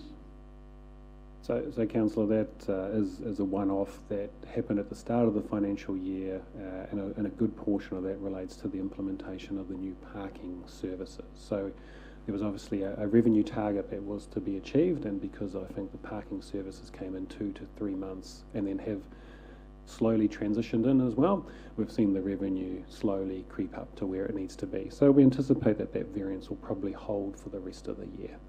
But the team are, I understand, trying to claw that back, but we don't anticipate it getting worse. I would like to move the report financial performance for the 6 months ended 31st of December 2018 be received. Councillor Tapsell, seconded Councillor Kumar. Any further questions? Or Councillor Tapsell finally, then I'll put the motion. Thank you, and it was just a quick, probably just to touch on what Councillor Rotorua Tate said, just to reassure that we are looking at ways to reduce energy costs. As members would remember, just last year we got back the carbon audit report, which we've been working quite hard on with the sustainability portfolio. That's looking at reducing carbon emissions, including energy use, and I believe it is this year, Stavros, that will be implementing LED street lights, which is set to reduce those carbon emissions, or the energy use anyway, by 50%. So we will have cost savings coming up in the future, and I do know that a lot of our staff, particularly with the wastewater treatment plant, do a lot anyway to reduce energy use. Yeah. I did just, I had to ask it, sorry, because it looks like a bit of an anomaly within the financials, and that's just on page 15, under the activity community safeties listed there. I believe that's operational costs. Is that correct? It shouldn't actually be in these financials. There's a community safety amount for 130,000 in the year-to-date actual, but it's not been budgeted before in the past. No, that's actually renewals that have taken place at the dog pound. So that was improvements to security, fencing, access, and also to some new cages and those sorts of things. So that was unanticipated, and so but was actually urgently required. So that was a redeployment of other funding within the operations area to actually undertake that piece of work. So that's what that is. Sounds like a bit of wrong coding there, but never mind. No, it is right coding. It was just that the budget sat in obviously the open spaces area, so the majority of the operations team budget sits in there, but the animal control actually sits under community safety as a council activity. Oh, okay. So it was. Seems weird. Yeah, that's. Okay, I've got a mover and a seconder, have I? Yep, Kumar and I have, haven't I? Yeah, Tapsell Kumar. All those in favour, please say aye. Against carried. Thank you, Thomas. We'll break for lunch and be back here at dead on 1 o'clock, please, so we can finish by 2. Because I know there are now several councillors who have got issues that they need to be gone by 2 o'clock. So Craig, you're going to have to be sharp on your.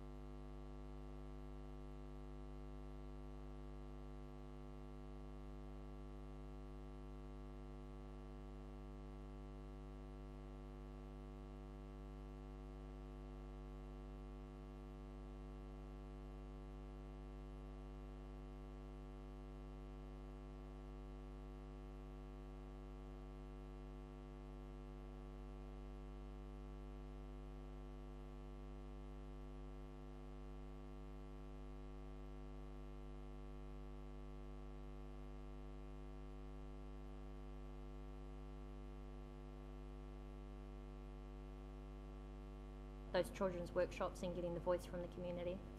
Well, thank you very much, Councillor Tepsel, for owning that. That's awesome. Yes.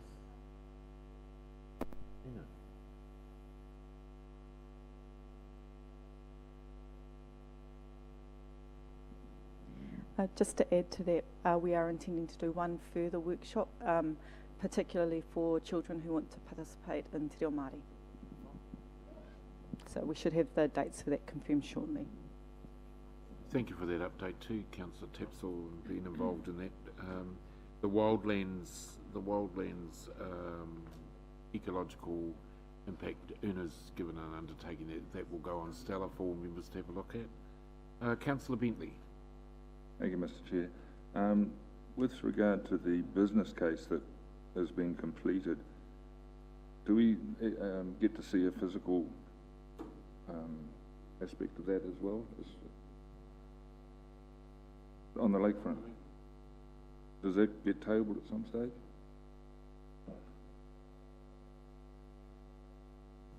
Business case on the lakefront development, does that get tabled? I think what you're referring to is actually the it's the PGF application is what it is that you're referring to. Is that right?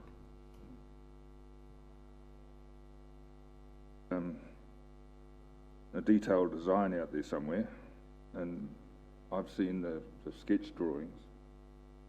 When do we get to see this detailed design and the obviously the business case that's associated with it? Okay, so the project at the moment is actually still obviously ongoing, and certainly staff can bring back within the operation updates an update around this particular project as to where the detailed design is, what the nature of the PGF application is, and so on. So that can be something coming up in an upcoming. But we aren't at final design stage yet. Oh no. But Councillor Bentley raises a good point.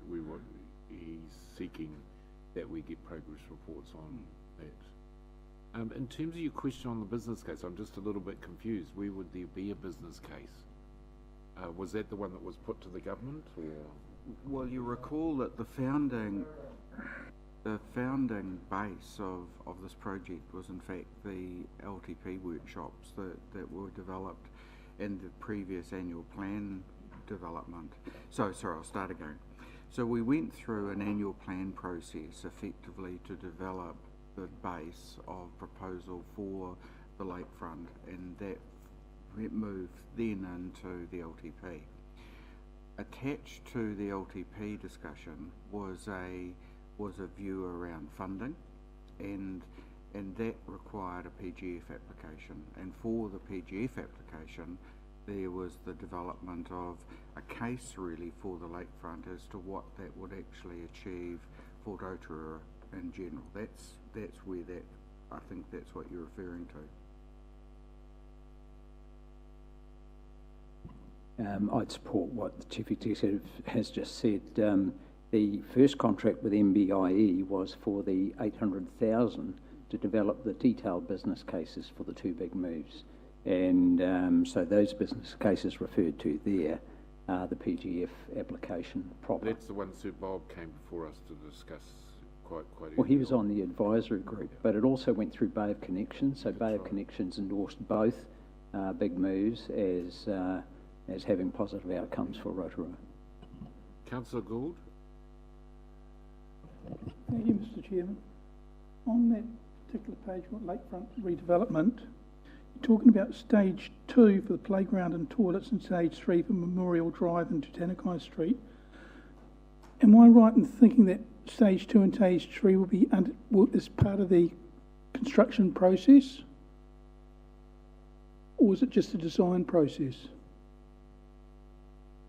Of stages 2 and 3, the timing for the resource consent may take longer than anticipated, and therefore the project team are looking to move into preparing detailed design for stages 2 and 3. So I think that's work in progress, am I right? Yeah. Henry? Yes?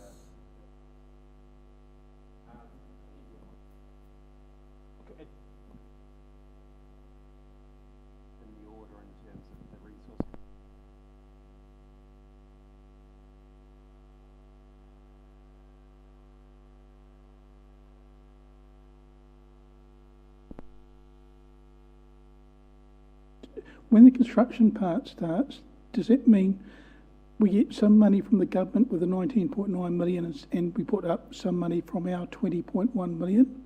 Or is it a case of using the government funding first and then writing down our 20 million? Does it really matter? JP, where have you been?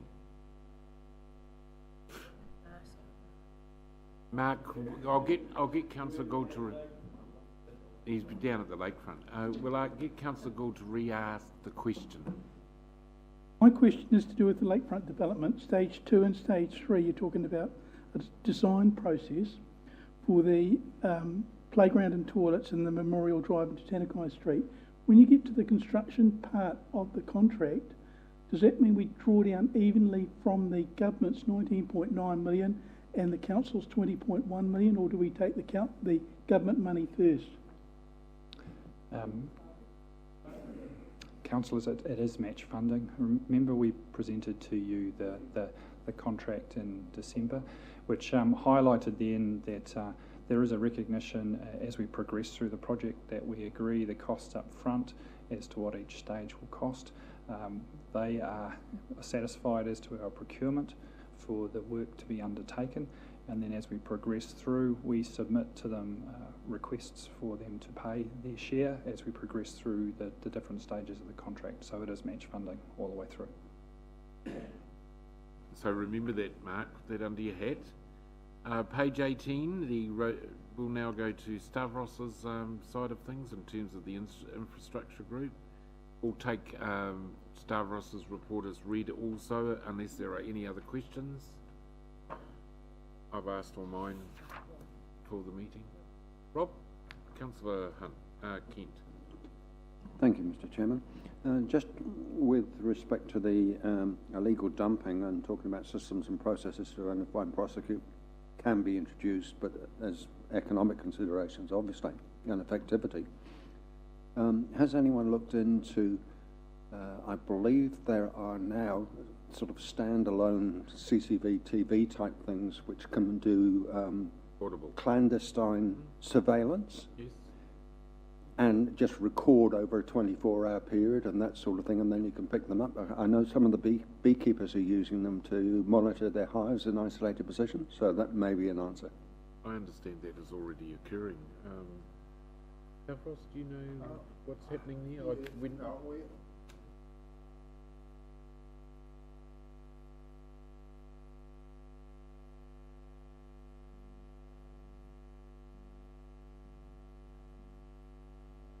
Under the Privacy Act, we've got an obligation to let people know via signs what would be the purpose of the CCTV camera. So the clandestine thing that sometimes we think it's legal is not legal under the Privacy Act. So we have mobile CCTV cameras. We've got mobile cameras. We install them around the place. I have to say that we are as frustrated as any resident about these illegal incidences. But we continue. We've got another security firm at the moment which offer to do some monitoring for us. We are exploring with them to see whether we can do something about it. But we need to balance it against we can spend $200,000-300,000 in having monitoring systems that potentially must save us $70,000. So I'm not, we're just balancing it up. Then maybe just a few signs saying this area is subject to CCTV surveillance periodically, stuck in the dumping sites, might have some effect. Mount Nogata, it's already there. So that's probably a good idea. Okay, thank you. Any further questions? Thank you, Stavros. Next one is the Kahui Mahi Operations Group, which is Henry. We'll take his report as read unless there are any questions. Appear to be not. Thank you. We'll move now to page 20, which is the operational and financial updates for the Council for Infracore Limited.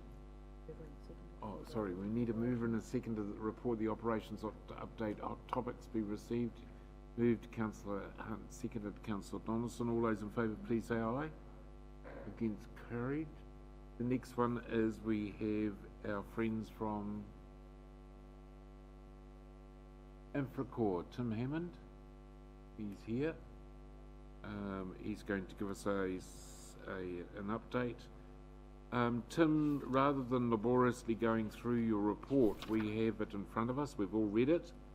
I think we should take it as read, and you'll be open for any questions. If there are any things that are out that you'd like to report on that aren't in your report, I would certainly like to hear those. But you happy to answer any questions? Yeah, happy to go straight to questions. And sure. Any questions on the quarterly report from Infracore? Metapeka o Kawate, Councillor Tate. Thank you, Mr. Chair. Just two questions. Thank you, Tim. I noticed down under the highlights in that last bullet point, the company received preliminary notification that Council's need for the Infocore's current wastewater network maintenance work is expected to end by the end of the financial year. So will that impact on the dollar bottom line for you then? I mean, if you're not carrying out that work, so obviously you're not going to be paid. So that's one question. And the other thing is, Tim, if you don't mind me asking, how long are you going to be sustainable as a business unit? Thank you. That's a good question. So 2 points there to ask. The first one first. In terms of the wastewater work, yes, it will mean we are no longer delivering that service, so there will be a reduction in income. We will save some costs, but obviously we'll then lose any margin that was involved in that work. That work will be part of the wastewater treatment plant upgrade work. That the maintenance of the network is included in the scope of the takeover there. We are talking with the parties involved, trying to find opportunities for us to stay involved to some extent, but that at this stage is not looking too promising. In terms of the sustainability of the business, yeah, that's very much a question we're looking at the moment. We have not captured the additional works we originally targeted and have been targeting the last couple of years. We've had some success, but not as much success as we set out to have. Therefore, we're looking, myself and the board are looking at the business at the moment to say, what adjustments do we need to make in both our planning and our structuring of the business to build a sustainable base given what we've got. Our strategy originally was to grow the business to accommodate the cost of running such a business. We're switching that round slightly now to say, well, let's restructure the costs of the business more in line with what we've got and plan on what we have, and then work to add to it rather than adding to it to support the base of the business. So it's a similar thing. Work will still go on, but we're rejuggling things around the moment because, yeah, we haven't been as successful as we'd hoped for commercially. And so, yes, if you're not succeeding at that, you need to try a different approach. Councillor Kawate. Thank you, Mr. Chair, and thank you. I appreciate it. It's not for want of trying that you've. Thank you. But it did concern me when I saw that business there, that the current wastewater maintenance is going to leave. You know, that's going to be cut from your services, and I have no idea why. But I wanted to ask you, Tim, is there likely to be other bits of your business that could be trimmed by the council saying thank you, but no thank you any longer? I'm not aware of any at this stage. That's not my choice. Obviously, it comes down to the council's choice around that. When we were formed 3.5 years ago, there were 2 pieces of work that were flagged at risk, if you like. One was the refuse collection, which we stopped doing 2 years, 18 months ago. And the other one was the wastewater work on the network. And the priority, we understand absolutely for the council, is the wastewater is more than just about the network maintenance. That's a small piece of the overall pie. So that was always on the table as a at-risk activity. There aren't, as I'm far as aware, and the council would need to answer that question, and any other pieces that are significantly material at risk, to my knowledge. Metapeka, and thank you, Tim. Maybe we should get the CEO to comment, because I mean, in terms of where you're coming from, it's a process and an operational side of things. So maybe the CEO would like to make a comment regarding that. So through the chair, I think Tim's accurately portrayed the situation. certainly the work that Stavros is doing at the moment with regards to partnership with the Trinity agreement is actually the driver of this decision that Tim's actually been alluding to. What I would say at the moment is that that's not complete, that piece of work, and it certainly hasn't been yet back before council. So there is no decision actually on this. So it is a little bit speculative to actually put a definitive view that this is actually going to finish by the end of the year. That may be the case, but there's actually no decision on that at this point. We, over the last few months, there have been a number of contracts which have been put to the market that Tim has actually been involved in. We are of a view at this particular point that we need to make sure of the viability of Infocore going forward, and we've got to be very careful at this stage to be working closely with Tim and the board as to the level of work that they currently have and ensuring there is actually some protection around that. This is probably an item though that as we move forward with regards to Stavros's work, we're going to have to come back to you and have a discussion on about obviously the impact on Infocore and what the options are for it. So, Councillor Kent, you have a question? Thank you, Mr. Chairman. Thank you for your report. I'll just clarify something for me. You've got exceptional cost items of 370,000 there. And on the other side, on the capital budget, you've got 100,000 of expenditure. And which area does the 100,000 accounting error fall? Right. To separate those things, so the exceptional expenses are redundancies from the restructuring we did at July. So that's those expenses items, they're one-off cost that are sitting in there. The 100k of capital is capital expenditure on assets. The accounting issue is in our costs, operating costs. It's to do with stock valuation. So that will be in the cost line on that report in there. So it's neither of those two items you referred to. It's actually in our cost line where we had to rebaseline our costs to fix that issue. Okay, thank you. And just another question. How many staff does Infocore currently have, please? In terms of staff on the ground, I think, 137, I think.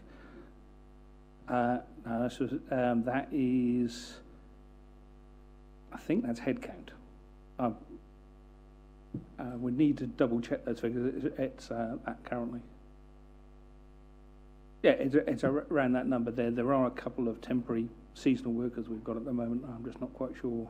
Can't remember whether they're in the 137 or not. Councillor Kent, further question? Okay. Thank you.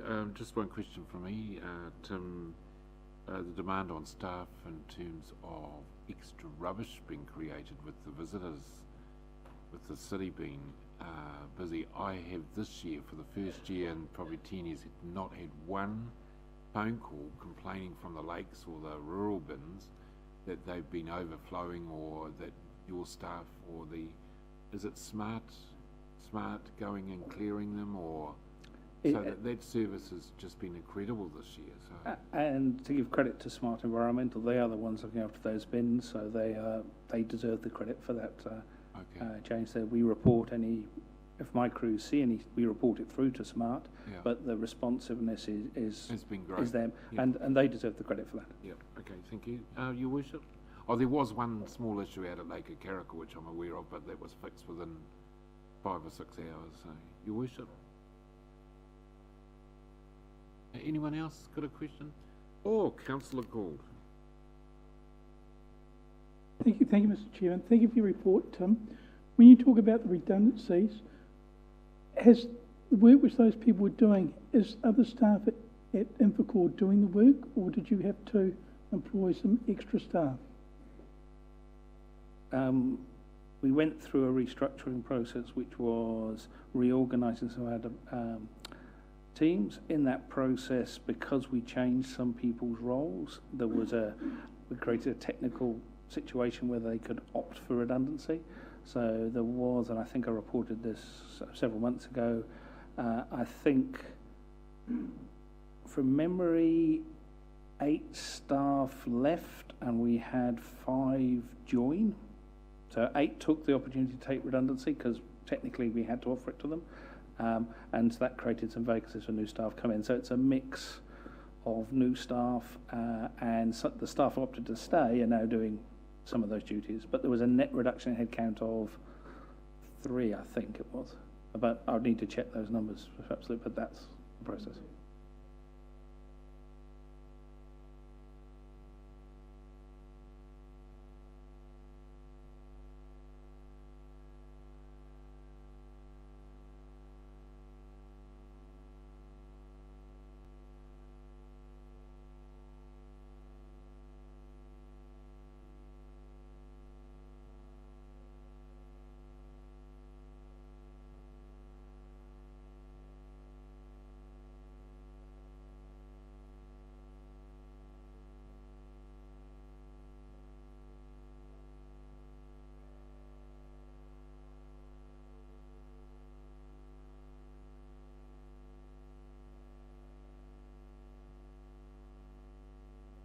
Thank you, Mr. Chairman.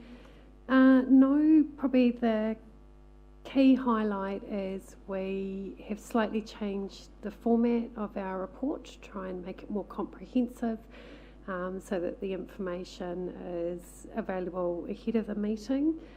So we're not trying to gallop through so much information in the presentation. Kia ora. The second thing was just that within the presentation there were only a couple of things. Mostly it just brings out the key highlights of the report. And I'm just thinking probably is easiest, given the time constraints, to move directly to questions. One thing I've noticed in your highlights of the quarter was your reflections and emphasis on the visitor industry and the impact that that's having on Rotorua, which can't be understated, and you certainly haven't done so here. So your relationship with the Chamber, is that, have you got a strong working relationship with the Chamber and the visitor industry? Absolutely. It is unfortunate we can't do the presentation because some of the things I was going to highlight is some of the things we're doing in collaboration with the Chamber. Upcoming in the Deloitte's speaker series is promotion of the Manaaki, Rotorua and around town application. Also things like the labour force work survey is a real reflection of engaging with the Chamber and understanding our own work and talking to the Chamber and their board around priorities across a range of sectors around the need for skills, talent and retention, and how we seamlessly integrate that.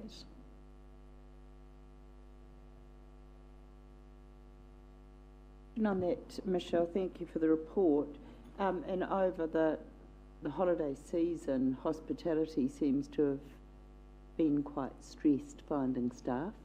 Are you feeding that into the strategic planning session from Toilohomai? Or how are we getting that link? Yes, I attended and presented at the Toilohomai Bay of Plenty Tourism Summit. Yep.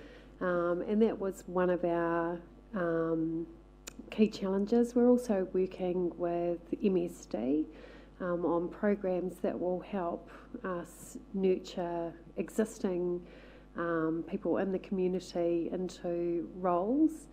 And I guess at a higher level too, we're also working with businesses generally around their plans for profitability and sustainability and training. Because one of our objectives is that some of these industries aren't principally dominated by minimum wage roles. So that is a challenge for encouraging people into these roles, but also providing, valuable career pathways. Thank you, Mr. Chair. Michelle, kia ora. Michelle, do you have a relationship with Te Wānanga o Aotearoa? I mean, they are a Māori educational provider. They have hundreds of students, and I'm just wondering, and they always seem to be left out. I very rarely hear them mentioned when it comes to training and looking for opportunities to get into young people who have a vested interest in wanting to stay and remain in Rotorua, get upskilled and get meaningful jobs. And I just wondered, are you having, and the other thing too, the recent appointment of the CEO there is from Rotorua to Ururoa Flavel, and so I just hope that we're sort of developing some relationship with them, so we know that they're not being left out, those young students there. Thank you. It's a really good point. We could definitely do more. One thing we have been doing is looking at the overall Bay of Plenty regional workforce, so that labour strategy workshop being held in our office on the 12th of February is very much looking at what industry needs, and our intention is to take that through to tertiary providers, including the wānanga. Our most recent engagement has been looking at resources for business events like Trends, and we'll be reaching out to the wānanga to see if they've got staff that'll be interested in engaging. But I'll look forward to reporting back at our next presentation on work we're doing that includes the wānanga. Mr. Chair, can I just say, thank you, Mr. Chair. Look, I'm going to be really hot on it. I want to share this with my colleagues because we've got to see some different outcomes in terms of training and getting young, particularly young Māori men and women, into jobs. And so we have to know who's who, we have to know what's being provided in terms of job training and where we can steer them and where we can talk about and use ourselves as a council, leverage. Because I can tell you the chamber's pretty much non-existent where Te Wānanga is concerned. And so, so we just have to be making sure that we've got all bases covered for everyone in our community, and particularly including these young people who are in training. So, I'm going to be really onto that this year because otherwise nothing will change. So, sorry, don't mean to be rude, but the same with health, I might add too. Thank you, Mr. Chair. We hear what you're saying, and I'm sure Michelle does too, but there's not only a role of the Te Wānanga, there's also Te Oho Mai. They are also major providers of upskilling people, and certainly the relationship you talked about, Michelle, with that Bay of Plenty workforce conference, where you're going to highlight what, or find out from the core businesses what their requirements are, and then have those discussions with people like the Wānanga and Te Oho Mai in terms of what they're delivering and whether it's meeting the needs of the business or the workforce community. So I think we need to take that further. But if you'd like to comment, it would be quite helpful. Yes, the workshop is really trying to move on from some of the summits that's been had to look very much at a Rotorua level around making sure that we can go to training providers and see if we can build some of those connections. So we have got at the moment representation from forestry, health, tourism, hospitality, technology, professional services, even in the education, and we're just finalising freight and logistics and construction. So we'd like to have their sound bites, and it is a piece of work that we're trying to make sure the Rotorua voice is strongly heard, and that'll be coming back into the all tertiary providers, including specialist private sector and ITOs. Okay, thank you. Are you happy with that, Councillor Nakawati? Councillor Tapsell. Thank you, Mr. Chair, and welcome, Michelle. Thank you for your report, and it was unfortunate we couldn't see your presentations because I see there has been a number of actually really awesome projects that have been occurring in the last quarter. One of the ones that I wanted to ask about was the international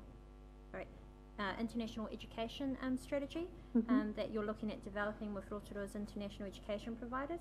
I was really surprised actually to find out that international students brought 71 million to Rotorua in just 1 year and actually helped to support 740 jobs for our locals.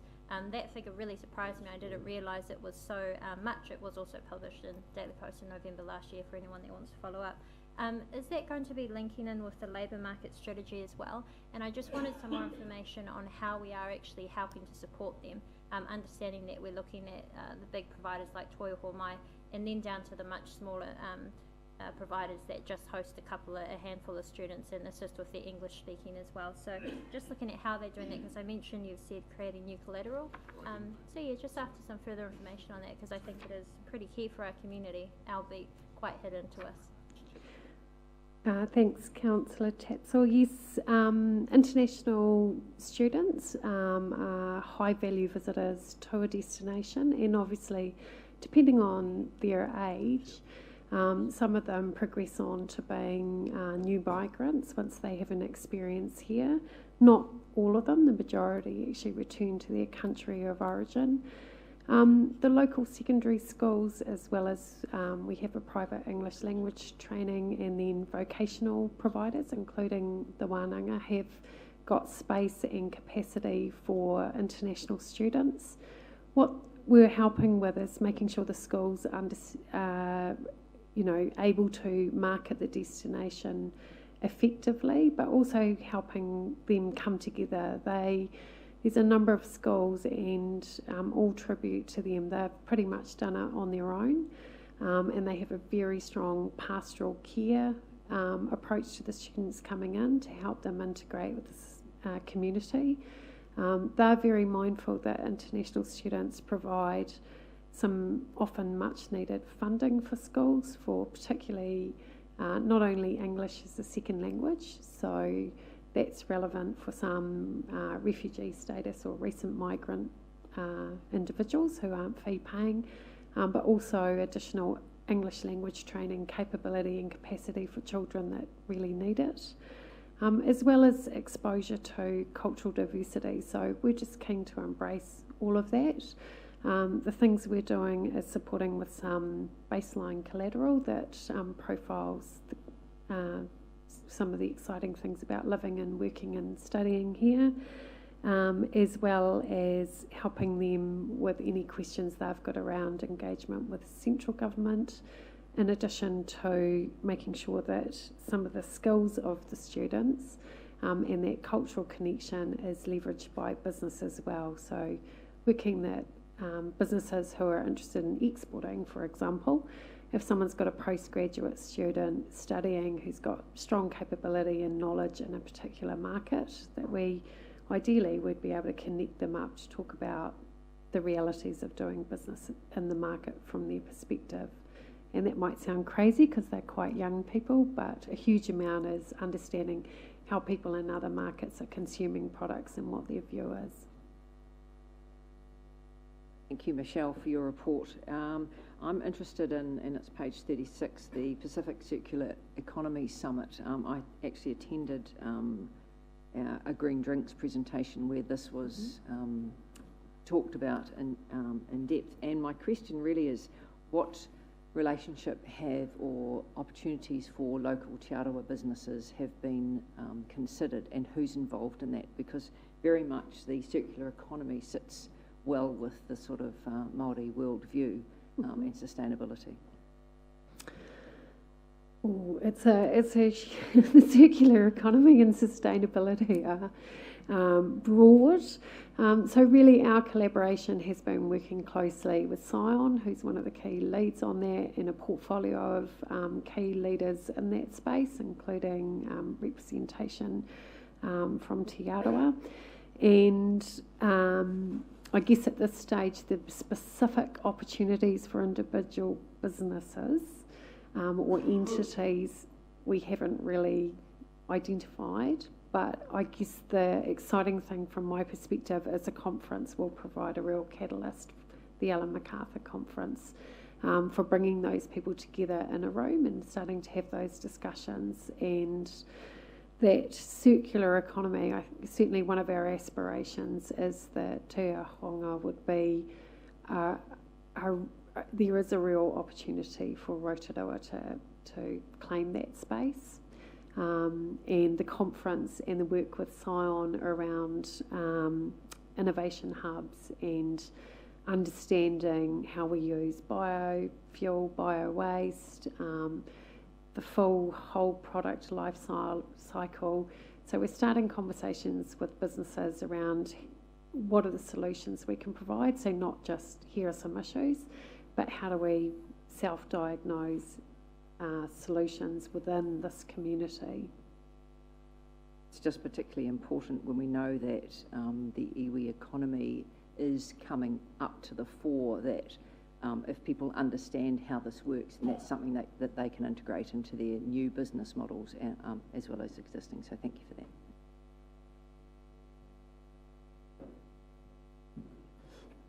Kia ora, Mr. Chair. Kia ora, Michelle. Happy New Year. Thank you. My question is kind of related to central government. I sit on the Minister's Advisory Group on IT, and something that's come up, and I think it come up in the mayoral form, the future of work. And we're talking about pathways, but the roadmap is a bit different to what it was 10 years ago. And some of the areas you've identified are future-based, future-focused. So how do you link up the labour strategy of today with the future of work strategy at a central government level?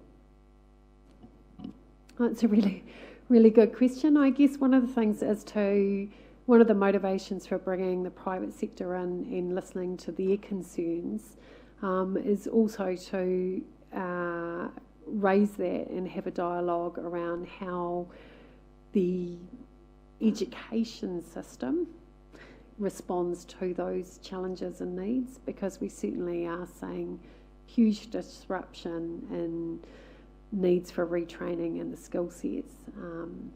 Was at a discussion yesterday where the concern was that some of the traditional training doesn't actually help people understand the skill sets and the thinking required to actually respond to the changing environment around land use options and looking at different technologies to enable a more informed decision. So our objective will be to listen to private sector, help consolidate their responses and share that with tertiary and early education providers.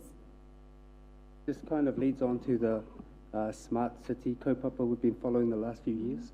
And if that innovation sector and that knowledge sector are kind of there, and central government and local councils work together with the community and industry all binds together. I think in the past there've been too many separations and silos, and so just wondering if it's part of your role to bring all of those stakeholders together to prepare that pathway, so at least local students, local whānau, international students know you come to Rotorua, you're coming to a centre of knowledge excellence, innovation excellence, that's why Rotorua as a smart city is an international destination. I'll get His Worship, the CEO would like to make a comment.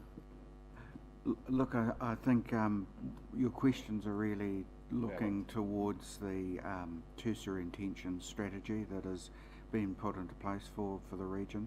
That's got sitting underneath it a Bay of Plenty workforce strategy at the same time. Both of those are informed through central government direction and certainly have looked at actually the implications of job change out into the future. I think the CCO's role in the middle of that is not so much to drive that strategy, but instead to inform it. And bringing them all together, that's someone else's role. Okay, fair enough. Mr. Ware, question? And then Her Worship. Kia ora anō rātou, kia ora Michelle. Yeah, not such a difficult question, not like those ones. But I'll just refer to page 39, and you mentioned there that there were some unfilled vacancies. Did that have an impact on how fast or how far you could go, or can go at the moment? We've been using external providers or fixed-term contracts, but yes, like a lot of organisations and businesses, we've certainly been quite challenged in filling a number of our positions. I don't think it hasn't actually impacted metrics or outcomes. What it has done is put quite a lot of pressure on the existing staff. So that's why I ask, is they want our people burning out. That's also it's but probably the exciting thing, if anyone is interested, is what we are seeing is people are really excited about the future of Rotorua, and also a real recognition that there are opportunities to make a difference, and that's incredibly valuable for a city where we've got talent and people who are connected at a whānau and you know at a land, more than the land, spiritual level, wanting to come home and contribute to making this the best place it can be. So that's our aspiration, is that those people are bringing their talent and sharing. Thank you, Michelle, and I'm glad that you're getting some focus in on the international students. We still welcome all the international students here to council and give them an overview about what we do. But definitely the linkages with their value to our community, along with education opportunities and pathways and employers, is the linkage that isn't always there. So I'm glad you're involved in that. And the other issue about the where to from here, from Ngāpu Manawa e Waru, about the digital learning platform, there's some more discussion happening about where that fits and where we keep that learning community and our digital strategy going. So that's something that the Working Together group that Rosemary Viskovich attends from council with the CEs is another link. But sometimes those silos themselves aren't linked into some of the work that you're doing and or that Destination Rotorua is doing. So that needs to be linked up. So we're all making the biggest gain that we can together. Yeah. But Rosemary's very linked in there, and any inquiries that come in, they go channelled through her. But the international students and the international opportunities, I think, did go off the boil a bit, really, from the previous strategy, so I'm glad that's getting re-energised. One last comment, just Tech Week. We haven't, it's a national initiative, and it's not something we've sort of quite sad, really, that some of our very, very cool talent has been lured up to Auckland and Tauranga to talk about what they're doing at Tech Week events. So we've grabbed Tech Week for Rotorua. So straight after Trends, from the 16th to the 20th of May, we'll be running Tech Week, and that's been a fantastic opportunity for us to reach out across the breadth of the ecosystem to really look at some of the cool and exciting things that are happening here, working with Digital Basecamp, look at some of the technology around clean tech, not just tech. And I think it's, tech's not a real word, but we'll be coordinating that, and some of it will be a chance for us to really stand up and profile the talent we have here, the connectivity, and also some of what makes our talent here particularly special. And we've got some major investment work on at the moment that really leverages that, so that's also really, really exciting. You're on track with your involvement with Trends? Yes, Trends is coming up. Actually, before Trends is the International Union of Health Professionals and Educators. So that's one of the biggest delegate conferences to be held in New Zealand. That'll be held in Rotorua in April. But all on track with Trends. You'll start to hear more about that. We've got 36 operators signed up to showcase on the stand, and we've also looking at welcoming, it looks like a record attendance of around 1,200 buyers and sellers to Trends. Thank you very much, Michelle. It was, even though you didn't read from your script, there were some very good questions and very informative answers, and thank you very much for your patience. Would someone like to move then that the report, operational financial updates from Council from Infracore Limited and the Rotorua Economic Development Limited be received? Move Councillor Gould, seconded Councillor Donaldson. Thank you again, Michelle. All those in favour, please say aye. Against, carried. Thank you very much. Thank you. Now, would someone like to move, thank you, Councillor Rotorua Tate, that we move into confidential for the reasons, I'll move it formally that the committee move into public included session. Moved Councillor Rotorua Tate, seconded Councillor Kent. All those in favour, please say aye. Against, carried. Yeah, just make sure all cameras are turned